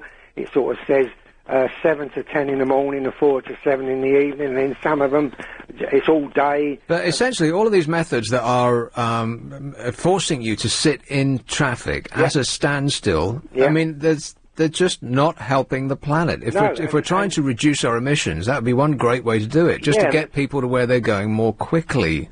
Well, the tragedy is, Nick, as well, all these, Mr. Livingstone has never had a proper job, has he? And all the people he actually employs have never had proper jobs. And the poor buggers who have got jobs, the people who run shops and goodness knows what, they're the ones who are losing their businesses because he's got this, he's leading us to utopia, isn't he? I hate the car only when he's not using it. I mean, we've now got a situation, he's now got children, hasn't he? So he's now bought a people carrier. So he really knows where it's coming from now. And so I think this is the trouble. We are. Is that right? He's bought a people carrier got now. a people carrier, yeah. What, the biggest car on the road? There you go. what a surprise! And he also tells us that he goes everywhere on buses and cabs. Ponies, Yeah, but cabs are cars too. Well, there you go, Nick. You know the total hypocrisy of this man and those that believe what he says. But as I said, I used to drive for a living. I was a white van man, and I see the changes. That the traffic isn't the density of the private car and the van is not there. It makes it look as though it is, because as you know, they set these traffic lights to give so much grief that people think it's. I mean, sometimes you know where you get the walkers use, you get a big time lapse between the traffic side of the road as to the walkers, so you can get a green light come up to you and then goes red, and you sit there for seconds and seconds and seconds, and people think, well, when's it going to change in my favour? Yeah, killing the sky we are, just by sitting there. And because it's all pollution, Nick, isn't it? But there you go, they've got it right, and we've got to put up with all the grief. All right, thanks, Peter. Okay, Nick. No. Cheers. Yeah, I'll take one more about this. I don't want to talk about roads anymore. Here's Chiswick. Hello, John. Oh, good evening, Nick. John. You know that chap who's extolling the virtues of walking from Regent's Park to Oxford Circus? Yeah. Well, he said about the Mall. Well, that is closed to cars all day Sunday, and Birdcage Walk. So you could go up there on a Sunday. And well, the Mall doesn't really need to be close to cars, because hardly any cars go down the Mall. Plus, you've got the park on your left as you go towards Buckingham Palace. You've got Green Park right there if you want to have a wander. But it is closed every Sunday, all day. The cars. Okay. So he's got what he wants. You can go there on a Sunday and walk up and down it. To his heart's content. Yeah, exactly. Yeah. And Birdcage Walk's closed to traffic as well. Birdcage Walk, where's that? That's the one that runs into that roundabout by Buckingham Palace that leads onto the Mall. Right. So I don't know why I didn't know that. Okay. Thanks, John. Okay, cheers. Cheers, ta-da. We've got to get off the roads, by which I mean the topic of roads on this programme. Let's talk about, I'll give you what I've got, and then you can pick one, all right? Sneezing, as in on public transport, and passing your germs. NHS chiefs jollies, women don't exercise, virtual theft, MySpace leads to fatties, you can capture light beams in rainbows. Someone's come up with the key to the universe, Kate Moss versus David Cameron, Kate Moss versus her neighbours, BBC Cuts, The Poppy Thief, shoplifting, polar bears, oily fish, oldies at golf, GCSEs are getting easier. It doesn't seem like barely a day goes by when somebody doesn't conclude that GCSEs are getting easier. Right, I don't want that one. A lost generation. We're creating a lost generation. No sex before marriage. How to be 100. Crazy, some crazy driver. Huh? Beep. Can I have the women don't exercise? Women don't exercise. Wasn't prepared to listen to the full list. Want to jump right in there. Okay, as we come back. Yeah. Okay, a little while ago they said that you should have 30 minutes of exercise 3 days a week, right? And then this was at more or less the same time when they said that you shouldn't drink coffee and you shouldn't have any alcohol and you must be underweight. And then the next week they said that you must drink coffee in order to stave off skin cancer, you should drink alcohol in order to stave off heart disease, and you must be fat. By completely contradicting what they said before. Well, now they say that you have to exercise for 30 minutes 5 times a week. Who can do that? Nobody. Why are they picking on women, though? Okay, well, I'll get to that. Present guidelines recommend that people should partake in at least 5 30-minute exercise sessions a week in order to stay fit and healthy. Britain as a whole has been found to be falling far short of that target, and women are much worse at staying fit than men, it say here. Although 60% of women say that they believe exercise is important, only 20% actually find the time to keep themselves healthy. Do you know why?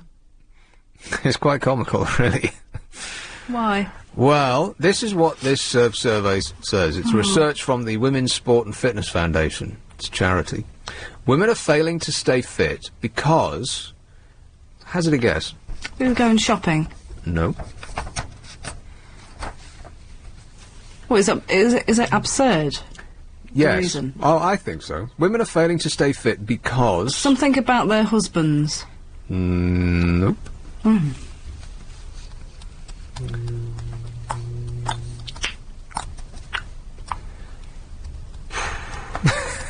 Go on, give up. I can hear the cogs rusting away in Headache. your I've mind. gone really hot as well suddenly. Women are failing to stay fit because they believe exercise makes them look unattractive while they're doing it. What? So says research from the Women's Sport and Fitness Foundation charity. Failing to stay fit because they believe exercise makes them look unattractive. More than 80% of females are not undertaking enough physical activity because they do not like the way they look during exercise. Well, don't look then. Yeah. Well, that's the unfortunate part of the gym is that there's just everywhere you look mirrors. Oh, I hate the gym. Just go for a walk. Have you ever caught a reflection of yourself without knowing that you're looking at a reflection of yourself and made an instant snap judgment about your own physical appearance? Yeah, gorgeous. And then realised a millisecond afterwards that fat lump is actually you're you. Not fat. Looking back at you. Yeah.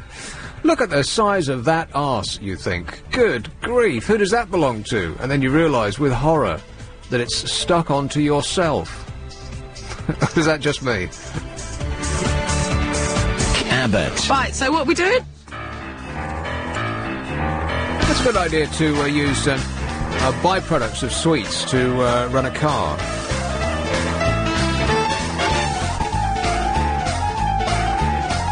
I had something written down there. I've completely lost it. You went blank there. I did, you were yeah. looking at me, I was looking at you. Are you looking at me? Are you looking at me? What, chocolate? Yeah, chocolate. Chocolate energy. Chocolate byproduct of... oh, God, never mind. I had something written down, but then I forgot where I put it. Talk about something else. I know. Let's talk about roads again. Yeah. Oh, no. Can I have the secret to the universe? Some nerd with pens in his top pockets. All right. There's a few things that are deeply, deeply confusing today.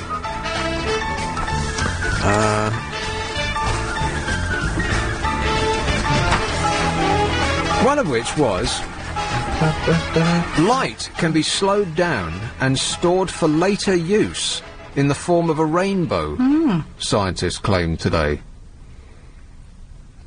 Say that again. Yeah, I know. I thought I had it and I haven't. No, you haven't. I'll say it again, but only once. So what will it be captured? Light can be slowed down. No, it can't. Right, how? Isn't Einstein's theory that light always travels at the same speed? I don't know. It can be... You Its can path can be bent. You can can't bend it, yeah. Yeah, and altered. Yeah, but not slowed down, surely. Light can be slowed down and stored for later use in the form of a rainbow, scientists claimed. What? This could make computers millions of times more powerful, as they could process information in the form of many light beams simultaneously. Isn't that great news? Yeah. What are they talking about? I don't know. The key to the universe. This is no less confusing. An impoverished surfer, not net surfer, an actual surfer, has astounded the science world with his new theory of the universe, as seen by some as the holy grail of physics. This bloke, 39, has a doctorate but no university affiliation, spends most of the year riding the waves in Hawaii. He's also been a hiking guide, slept in a Mongolian tent in the jungle, and snowboards each winter in Nevada. He said, "It's hard to figure out the secrets of the universe when you're trying to figure out where your girlfriend and you are going to sleep next month." His proposal, all the more remarkable because of the arcane standards of particle physics, it does not require highly complex mathematics. Even better, it does not require more than 1 dimension of time and 3 of space, while some rival theories rely on 10 or even more. Well, that's a relief. Phew. Only 3 dimensions in space, eh? Mr. Leese's theory, reported today in the New Scientist, has been laid out in an online paper titled An Exceptionally Simple Theory of Everything. He said, My brain exploded with the implications and the beauty of the thing. Yowza. And what it is, it's no more clear than the slowing the light down and storing it in rainbows. It's a complex 8-dimensional pattern with 248 points that apparently explains everything. But what is? Everything. I don't know. Have I missed something? That is it, apparently, yeah. Oh, I thought you were going to tell me the Well, the meaning of life explanation, or the something. explanation is no explanation to people who don't know what he's talking about. His inspiration lies in the most intricate and elegant shape known to mathematics. E8, a complex 8-dimensional pattern with 248 points. When he realised that he could find a way to place the various elementary particles and forces of the universe onto E8's 248 points, that's the point at which his brain exploded. Great, thanks. So far, all the interactions predicted by the complex geometrical relationships inside E8 match with observations in the real world. He's now calculating that the masses that 20 new particles should have, and blah blah. Right. Why are they bothering? Maybe I shouldn't have picked that one. No. But why are they bothering, really? I mean, what possible difference could it make? Explaining, and then what? You're wasting your time, people. Don't you think? It's an age-old question, isn't it? Kind of. Let's talk about Kate Moss. Okay. You remember Kate Moss, don't you? Croydon's very own. Some people might enjoy having one of the world's leading fashion models living next door, but Kate Moss's new neighbours are not amused. The model, 33, is currently staying with friend and actress Davinia Taylor in St John's Wood in North London, and neighbours have complained their lives are being made hell by constant loud parties. Is this the same Kate Moss who's got a 5-year-old son? It's his, Nick, yeah. That's the one. If you had a 5-year-old child, would you be having constant loud parties?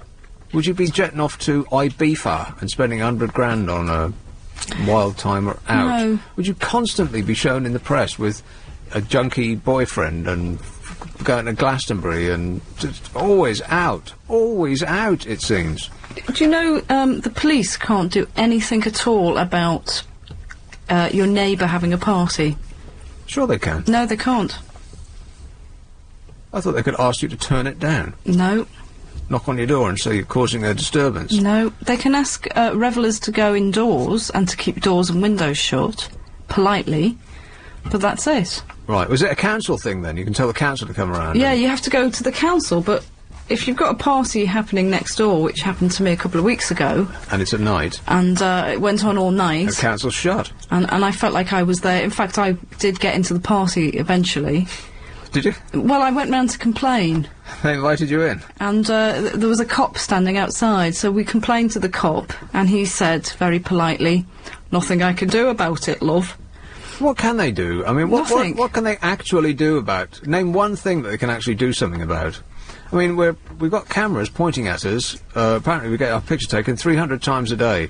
When a crime is committed on camera, they still don't do anything about it. I mean, my car got broken into behind this building. There was a camera pointing right at it, not 10 feet away. And still nothing. So what's the point? There's no point to anything. I know.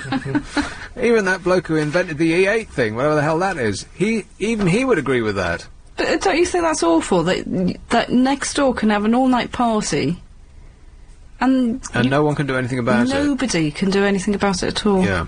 Did you have a good time? Well, we got in the end. I thought, well, if you can't beat them, go and join them. So you honestly did that? I honestly walked in and then slightly bottled it and walked back out again. Right.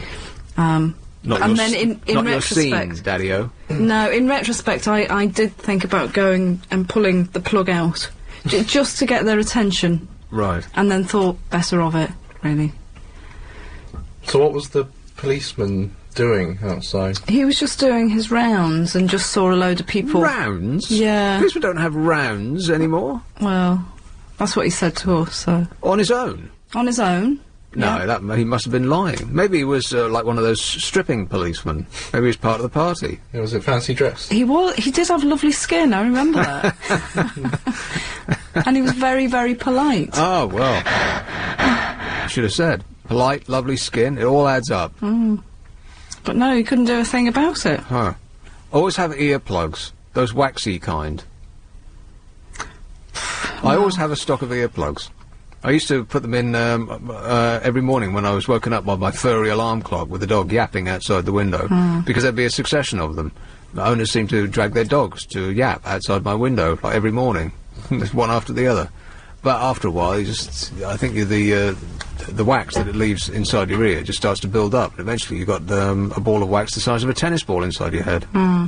So I always found the wax ones fell out, and there's nothing more distressing than waking up half asleep still trying to find where it's rolled to, because inevitably it's... And then in the dark somewhere... trying to pick the fur off it. Yeah, it's... Well, the reason it falls out, the reason it falls out is because presumably you've got a feather pillow, right? And the feather pillow bends itself around your head, and then because it rubs up against your ear, it'll work it out that way. What you need to do is switch to a foam pillow that just remains flat.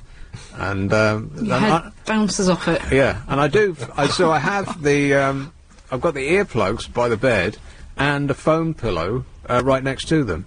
It's like a kit in case of emergencies, in case it all goes off next door. Yeah. Well, always be prepared. Dib, dib, dib, and all that jazz. I need one of those sleep masks as well. Oh, they're great. My girlfriend won't let me wear it when she stays, because she said, "You're not wearing that Zorro mask while I'm here." And I said, "Well, I'll get woken up when I'll get woken up when the sun comes up." Yeah. And she said, "You're not wearing it," so it gets. Well, she's asleep. What's wrong with her? I don't know. I don't know if she doesn't want me to have. Right, she would wake up and think that you've been replaced by a superhero. Yeah. And that's hardly believable, is it? It's 9:15. Here's Travel with Will Gowing. Well, just had news. Nick Abbott. Everything is going extremely well. So there's two things that I started, and I want to finish both of them. And one is the Kate Moss thing, where she's allegedly upsetting her neighbours with the constant all-night parties, despite the fact that she's got a young kid. I mean, it's nice that being a mother of a young child hasn't put a dent in her social life. Not at all. I don't know anybody who would still be out partying who's got a 5-year-old at home, but still, that's maybe why she's a supermodel. But she met David Cameron recently. Did you hear about that? The pair were introduced by Sir Philip Green, the billionaire businessman who owns Topshop, at a charity dinner. Starstruck Mr. Cameron had no idea what he should talk about, so he instigated a conversation about flood damage. So he's introduced to Kate Moss, and David Cameron doesn't know what to say, so the first thing that occurred to him was flood damage. And the model was... apparently he's on Parkinson. Has he been on Parkinson, or is he going to be on Parkinson? I don't know. I always wonder what kind of celebrities and politicians would talk about when they met. Did you see the opening of Parliament? David Cameron and Gordon Brown had to walk from the Commons to the Lords. Hand in hand? Well, pretty much. I think by tradition they have to walk side by side, shoulder to shoulder. Be a pally. Well, yeah, and Gordon Brown had obviously either thought about it personally or been briefed on how he should appear while walking with David Cameron from one to the other, because the cameraman was walking backwards, following them in close-up all the way down. Now, if they say nothing to each other, that's going to look awkward, right? And so they must have rehearsed this. They must have actually given him lessons, because Gordon Brown looked really uncomfortable while he was doing it. But he just didn't stop speaking. From the second that they met shoulder to shoulder for the long march down from the Commons to the Lords, Gordon Brown was gesticulating wildly with his hands out wide so as to really sort of shut David Cameron up, who looked like he was under the cosh, like being buffeted by the amount of words that Gordon Brown was saying at him, and didn't really look remotely interested. He was sort of staring at the ground and nodding every now and again, but Gordon Brown just didn't stop speaking. And I don't believe that those two would want to engage in conversation at all. So that just seemed like a comical effort to look in charge, was what it is, because Gordon Brown didn't stop speaking long enough for David Cameron to say anything on the minute or so it took from one chamber to the other. So it always looked as though he was in control of that conversation, spreading his arms out wide so as to make himself appear bigger. Well, that's a bit poor then, isn't it, from Cameron? Because he should have been interjecting and Well, it looked as though Gordon Brown had thought about it a lot, or had been coached, because he doesn't seem to be a very sociable or social animal, so he wouldn't immediately strike up a conversation with somebody who he's ordinarily bellowing at in the house that he's just come from. So it just looked completely phony to me. I mean, if they had just walked in silence, it would have looked more real. But anyway, David Cameron introduced Kate Moss. The only thing he can think of talking about is flood damage. Appearing on Parkinson to be screened, it was on a little while ago, he said he was asked about the fun side of his job as a politician by Parky. He says, I suppose you get to meet some quite interesting people. I went to a charitable dinner the other night, and Philip Green came up to me and said, would you like to meet Kate Moss? So I said, well, of course I'd like to meet Kate Moss. And he went over to a table, and on the way over, he thought, what on earth am I going to say? And he remembered that she actually has a house in his constituency, and we'd had these terrible floods in West Oxfordshire. So I said, very nice to meet you. Very sorry about the flooding in your house. I know your local pub has been flooded. I've been there to see the publican, and I know that you like to go to the pub, and so I know it's going to reopen in 6 months. He's just kind of babbling away, just in order to make some noise. And so he said, so I went on like this, and she turned around and said, God, you sound like a really useful guy. Can I have your phone number? And he went back to his table, and he said, the good news is I met Kate Moss, and she wanted my phone number. The bad news is she thinks I'm a plumber. She had no idea who he was. She thought that he would be able to help her with drainage. Well, nor does probably 3/4 of the country. Know who David Cameron is? Mm. Well, as shocking as that might sound, you're probably right. I would imagine that 3/4 of the country don't know who Gordon Brown is. Or Jackie. Well, no one knows who Jackie is. I would guess that if you went out into the street and asked 100 people and showed them a picture of Tony Blair, you get a large percentage of people who wouldn't know who he is. Incredible, isn't it? It's actually quite frightening. These are the very same people who are voting, but worse than that, they're procreating. They're making more and smaller versions of themselves. Without licence. Yes, and there should be a licence, isn't that right? Does he look like a plumber then? He looks less like a plumber than anyone I can think of. But why would you Plumbee, say that? not a plumber. I don't know, because he was talking about drainage, and she just assumed that he was touting for business. What an idiot.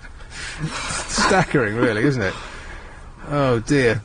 And the other thing that I wanted to get back to is the worldwide wait. There were two things that came out today, which one of which is not surprising, and the other which I really just don't understand at all.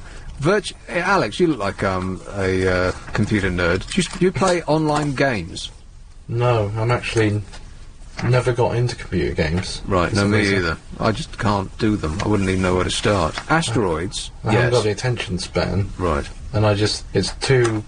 I thought that the whole point of them was you don't have to have an attention span. It's all flashing and... No, there's loads of stuff to learn, like the games I've tried playing in the past, and there just seems like so much hassle, and it's too one-dimensional for me. I want to be, hands-on. Right, doing something in real life. Yeah, and there's so many rules and things you have to learn before you can actually just start the thing. Yes. And I just cannot be bothered. No, well, I'm with you 100%. But apparently now people are playing online games with each other. They're entering into these sort of fake worlds. They call them virtual worlds because it sounds more exciting. A Dutch teenager has been arrested for stealing virtual furniture from rooms in one of these 3D games. So that is furniture that doesn't exist. What, was he virtually arrested? No, actually arrested. Something called Habbo Hotel. Any idea what that is? For what, though? What? Apparently 6 million people in 30 countries play Habbo Hotel each month. No. 6 million? That has to be one of the most popular games of any kind on the planet. I mean, it beats Monopoly or anything that we've ever heard of. Habbo Hotel, a 3D social networking website. The 17-year-old is accused of stealing £2,840 worth of virtual furniture, which somebody bought with real money. This is getting more and more confusing with every word that I say. So this is furniture that doesn't exist,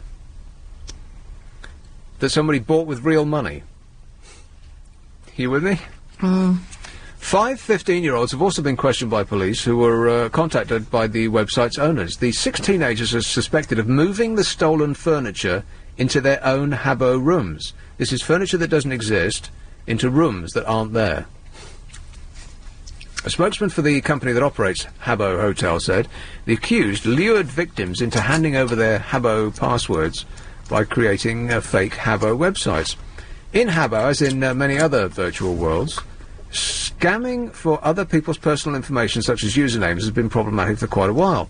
We've had much of this scamming going on in many countries, but this is the first case where the police have taken legal action. They can create their own characters, decorate their own rooms, and play a number of games paying with Habbo credits, which they buy with actual, real money. Where do you even begin to understand why anybody would do that? So you buy furniture that's not there, not just a small amount either, it's almost £3,000. You could buy actual furniture with £3,000. I'm confused, like I really am. Where's the enjoyment in that? Yeah, I don't. And you can't sit on it, you can't see it, you can't touch it or feel it, but it cost you £3,000, and somebody stole the furniture that doesn't exist. Virtual theft is a growing issue in virtual worlds. In 2005, a Chinese gamer was stabbed to death in a row over a sword, which doesn't exist in a game that also really doesn't exist. It's just on a screen. Surely taking money for something that doesn't exist is theft. Theft in itself, yeah. And I'm sort of... And reading all this makes me glad that I'm not a teenager anymore. LBC. But... Well, let's get back to it. I think we've got somebody who knows something about Habbo, so I'll try and get the straight dope, or whatever it is you kids to say these days. But, it began when I were a lad, because we actually used to go out and do things. You remember going out and doing things, don't you? You know, going out and playing with actual balls and frisbees and running around and pretending you were cowboys and Indians and so on and so forth. Now, people just sit and stare, and their entire lives are just sucked into a computer screen. And that's one of the reasons that they say that obesity is on the rise among children, because they're being pushed out of the playground and towards a virtual existence of computer games and social networking websites. Beverly Hughes, the children's minister, has just said this. Youngsters are being driven away from outdoor activity by overprotective parents, the risk from increased traffic and inadequate play areas. Well, I don't think that's true. I mean, when I was a kid, we just played in the street. Didn't have an actual play area, or in the garden in the back, or in the, just wherever it might be. Go down to the rec. Intensely realistic computer games and social networking sites like MySpace are examples of how technology can be a pull factor for children and young people, encouraging them to stay indoors, not just when the weather is bad, but pretty much all of the time, she said. Right, is this person, hey, Annika. It's Anika about... Anika. Yeah, you know that thing you're talking about Habbo? Yeah. Well, I have a Habbo. It's a Habbo, that's what it's called for short. But the thing is that you have to get your credit card details onto the computer. Right. And then it's logged onto your character, which you make, like you can make her black hair and stuff like that. And then after you've made your character, you register your account with your credit details, and then it goes into your account, and you can buy furniture. But I mean, I don't even know how to start asking questions about that. Isn't that ridiculous? Yeah, kind of. I don't have the money to pay for that, so I don't. So why do you buy furniture? Because you get a room. Yeah. And the more people go into a room, the more money you get. The more money you get? Yeah, sort of thing. Why would you get money? I don't know. It's just the way they operate. Because the more people that go into a room to see your stuff and stuff like that, because people send you comments like, you get an inbox and it shows you how many comments you get. Right.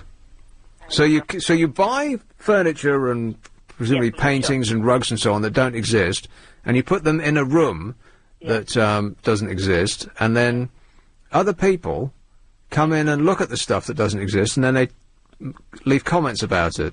Yeah, Right. basically. Yeah. And is that it? Yeah, that's it, basically. Yeah, and there's another one that people might know. It's called Bebo. You heard of that one? Bebo, yeah. Yeah, well, that's quite a good one. So I have one of those as well. I have about 3 things. And all these things you have to pay to take part in? No, Bebo's free. Just that, with, Habbo, I don't really go on in that much anymore, but you can't go into certain rooms unless you pay. Because it's like a chat room, basically, for kids, and from all different countries. Right, that sounds to me like it should be illegal. No. So, well, yeah, I mean, for a start, it's kids with credit cards, which presumably aren't their own, buying things that don't exist for people to for people to see. I'm really confused. Doesn't that sound ridiculous to you? Yeah. Yeah. But I don't waste money like that. I'm not allowed to. Right. But I don't really mind. But And do you go out and actually do real things that do exist? me, yeah. Okay. I like rugby. I like football. I go to an after-school football club and I'm doing hockey. Great. Yeah. Okay. Thanks a lot, Anika. Yeah, but wait a second. Before we go, Yeah. I want to say something about Bebo. Well, Bebo is free, and it's also good because you can get your skins and stuff like that. Your skins. Yeah, skins. Well, it's just like, you know, a background. Yeah. Well, it's like for your profile, because you get your own profile and just like... Right, okay. You know what, I can't get past the fact that it's just you typing. Yeah, but you're talking to other people, because, like, Yeah, I but want my friend. you're not talking to them, and they're not your friends. It's just typing. Yeah, but they're my friend. Yeah, no, they're real people. Well, they might be real people, but they're not your friends. It's just typing, Anika. No, but you're typing to people. To people, yeah, but they're not your friends. They're just, I mean, they could be anyone. They're my friends. I don't talk to anybody else, because I ignore them. Right. Just click ignore. Okay. All right. Thanks a lot. Are we any the wiser? I'm sort of glad that I'm not a teenager anymore, because it just doesn't sound like a healthy life. Hampstead, West Hampstead, more specifically. Hello, Peter. Hello, Nick. Yeah, I don't think you've quite grasped the value of this foolishness.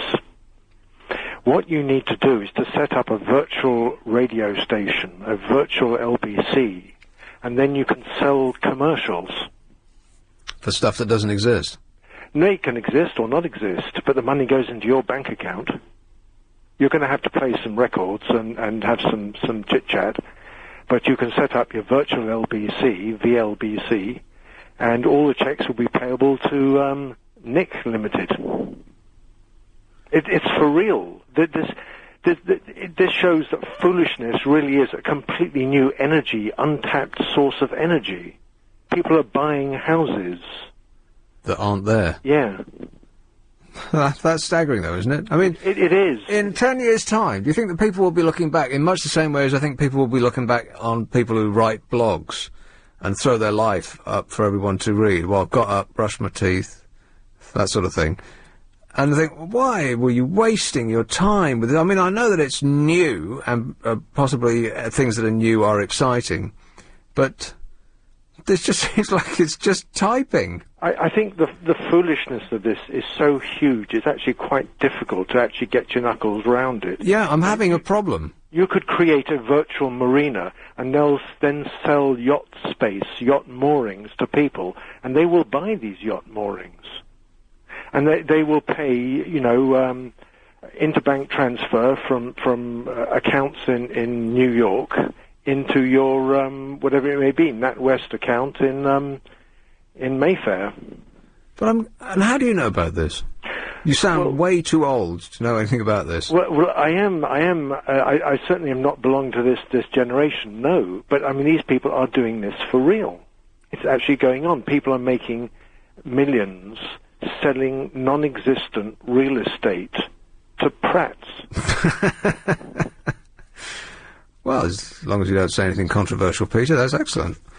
Right. I think there may be a window of opportunity here for people to make a huge amount of money. And if 6 million people from 30 countries are playing this Habbo thing, which, as far as I can tell from hearing somebody who plays it, is you get a room that doesn't exist, you spend real money on things to put in the room that don't exist so that people can come and have a look at it on their computer screens and leave comments.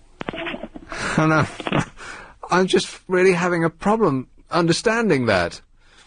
But there would seem to be a window of opportunity here for people to make a huge amount of money, and it can't last, this window can't last very long, because the entire notion of it is ridiculous.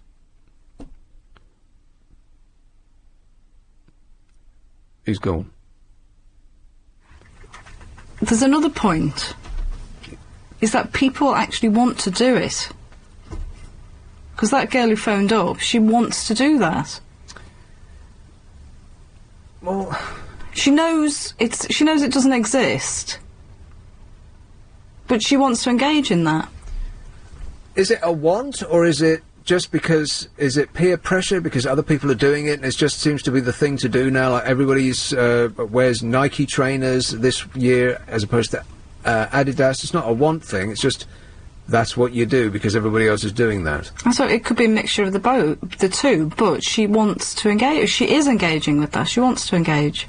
But, I mean, we had somebody who does it explain it to us in depth, and no part of that actually sounded like fun. Apart from the people who run the thing, who are getting people to spend £3 on furniture that doesn't exist, which sounds like that's a criminal activity in itself. How empty would your life have to be to fill a room with things that aren't there so that people can comment on them? I'm just mystified. I just don't get it. But I'm glad that I'm not a part of that. That whole MySpace, Bebo, MyFace and all that stuff. Because when it comes down to it, it's typing. And there's no way around it. If you're going to put information into the computer, you can't talk to it. These aren't your friends, it's just an exercise in typing. And if you asked your average 15-year-old to sit in front of the computer for 5 hours and type, well... they'd run a mile. Well, yeah, they'd actually run outside. Yeah. Go blinking into the outside, they would. But if you pretend that they're talking to people who are their, quotes, friends, then you can't get them to switch the thing off. But she thinks that those people are her friends, but they're so not. then they are. Yeah, well, they're not, though. But to you, they're not. But to her, they're a valid connection with another human being. Yes, it's typing rather than sitting down and having coffee. But it's a connection to the world. And the illusion is that it's a connection to the world, but it's not. It's a complete opposite of that. It's not a connection to the world. It's a disconnection from the world. What's there on the screen doesn't exist. Those people aren't your friends. It just seems like you're wasting your life. Pick up a book. Watch television. You might learn something on TV. Surely television is worse, isn't it? You're no, not it isn't. actually interacting with another you just human. Yeah, I'd say it's worse than... No, it absolutely isn't worse. No, I think it is. There's nothing that you could learn from filling a room with things that aren't there and having people comment on them. There's nothing to learn there. You can't learn about interaction with the human beings because typing is one removed from human. You're not actually having a conversation with these people. You're clacking away at a keyboard. That's not. You might as well be conversing with a robot. In fact, you might well be. But you get don't a response with that. You don't get a response with television, do you? Television's one-sided. It's throwing this information at you and you're absorbing it. Yeah, well, you could say that's the same with school. Well, at least a teacher asks a question. You put your hand up, can't you? Not me. But with the television... Would you ever put your hand up in school? Well, not me either, but... See? Be at the back, talking. Yeah. It's not interactive at all. You're just sitting there trying to suck up the information. Turn on the Discovery Channel. You might learn something. It's 9:45. Here's Travel with Will Gowing. Couple of things. Abbott. I'm listening, dear. You can talk to me. Chesham. Hello, Ben. Hello. Ben. Well, basically, Nick, I'd like to explain to you the difference between social networking and chat. Okay.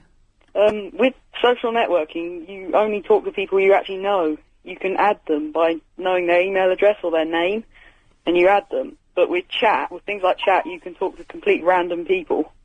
Right. What have I been talking about? Habbo. Habbo, yeah, but which is I did which? used to use Habbo, but then I just thought it was a load of rubbish, really. Well, so the whole game, which is played by 6 million people every month, the whole game is you fill the room up and people with things that aren't there, and then people come and tell you it's nice or not. Is that it? Well, you talk to each other in the room, but these are people that you don't know. yeah, that's with people you don't know Habbo. Right, and that's personally, I think Habbo's a load of rubbish. right. Yeah. But things like MySpace and Facebook, you can only talk to people you know. And if you have people talking about MSN or instant messaging or things like that, that's only people you know as well. Right. But when you say talk, you mean type? Yeah, type. Right. But you can actually, with MSN, you can do, like, voice calls and video calls and stuff. Okay. So that's like phone calls? Yeah, more or less. Sort of. Except it's free. Right, okay. That makes a bit more sense. Actually talking to somebody on the phone, whether it be through your computer or whatever, actually speaking to somebody, yeah, I get that. Yeah. But the typing part just leaves me completely cold. Mm-hmm. All right, thanks, Ben. All right, cheers. Cheers, mate. Ta-ra. Here is Harrow. Tim. Oh, hi. I just happened to tune in, and you sounded absolutely exasperated by... Yeah, that's a good word, I am. Yes. What that girl was saying about Second Life. In fact, I've had a look at it, Second Life, and it's populated by lots of people, you know, either walking around, working, swimming, dancing, whatever they're doing. Dancing? Yes, or visiting shops, which are actually in Second Life, and you can, in fact, interact with them by speaking to them. And as well as typing, obviously, as well. And they obviously are real people. But hang on a minute. So somebody is staring at their computer screen in their bedroom, but in this world they're dancing. On the screen, they can go into a dance club somewhere, or they can go shopping, or they can build a house or an office block or something on a beach. They might be able to put sun loungers there and beds and things, or visit the bar. There are bars on beaches and things, and all sorts of things like that. Right. And when you log in, you do see a lot of people around in various places. It's quite a big sort of country. It's a group of islands, really. And you can sort of hop from one to the other in totally different environments. And if you stop to talk to people, they're usually from all over the world. You might speak to somebody from America or England or Brazil or wherever, and just start to swap experiences and stories about, you know, where they're from, what they do. Saliva, all sorts of things you could swap. No, not that. No, there's no virtual kissing, I don't think. But oh, well, they'll get to that, believe me. I'm sure. But it does seem to be very popular. And, in fact, I did, on a few occasions, I did interact with people and start to talk to them, and they're very conversational. It's just like meeting somebody, and you're talking to them on the telephone, but with video as well, except that it's not the real people there. They're what they call avatars, which is a representation of a person. It's not a photograph or anything. So it's a little bit different. It's a much thinner and better looking representation. Of course, yes. Yeah. Yes. In fact, you're given multiple choices, but they're all young, vibrant, and good-looking people, male or female, I think, yes. Yeah, as everyone who is housebound and stays in their bedroom for their entire childhood must be, yeah, good-looking and fit. Although, in fact, there are older ones, and there's all sorts of colours and shapes and sizes and so on. But I think it's, for somebody who wants to, maybe chat to a few people and get to know them in the way that one can, which isn't quite the same as meeting people face-to-face. But the other thing is that people do have their own friends there as well at Second Life, so they actually agree to meet up. In real life, you mean? No, on Second Life, actually in Second Life, they have friends there who they know personally in real life. In real life, right.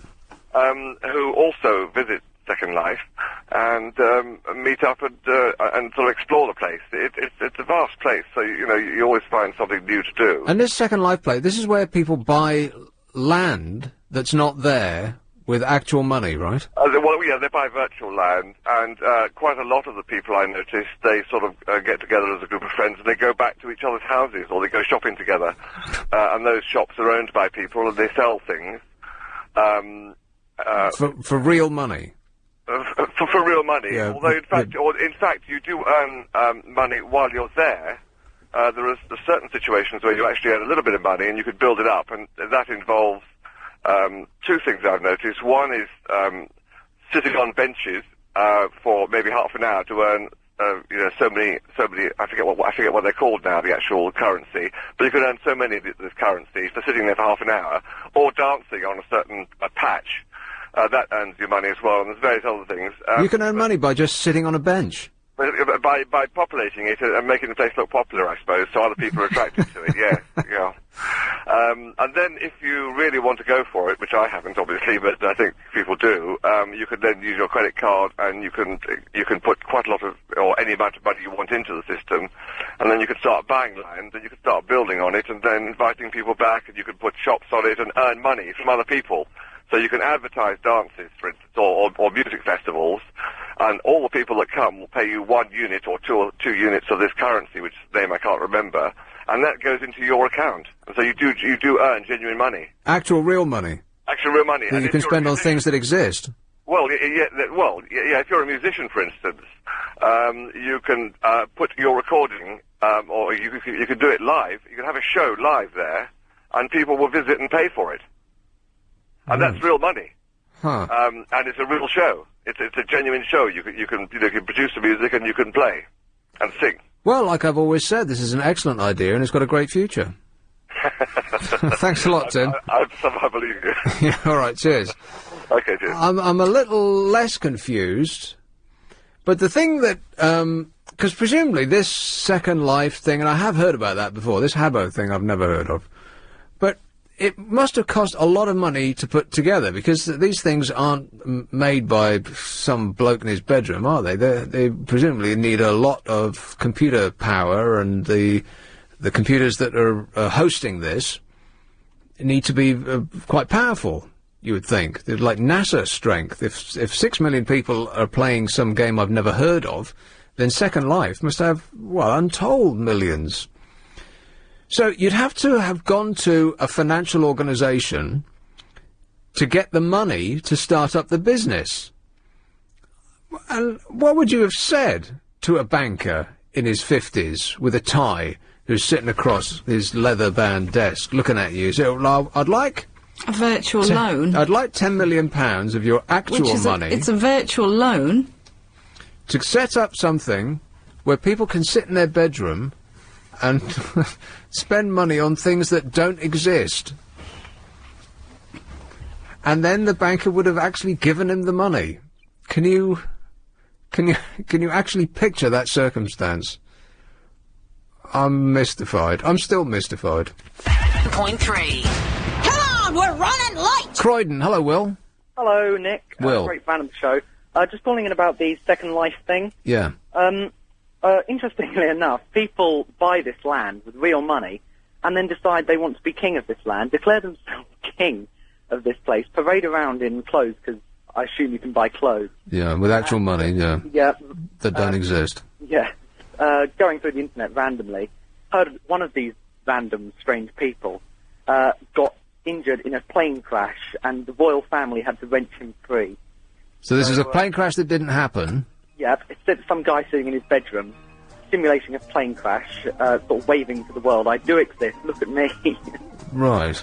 Yep, there are some strange people out there. Well, yeah, they certainly are. Thanks for that. Thanks a lot, Will. You're welcome. So I asked the question of what's it all about, Alfie, and I got many answers, all of which have left me just as confused as I was when I started. How do you feel in there? I've got a headache. Yeah, me too. My brain hurts. My brain hurts. But the one thing that has been made clear over the conversation that I've had about this over the last little while is that I feel 1,000 years old.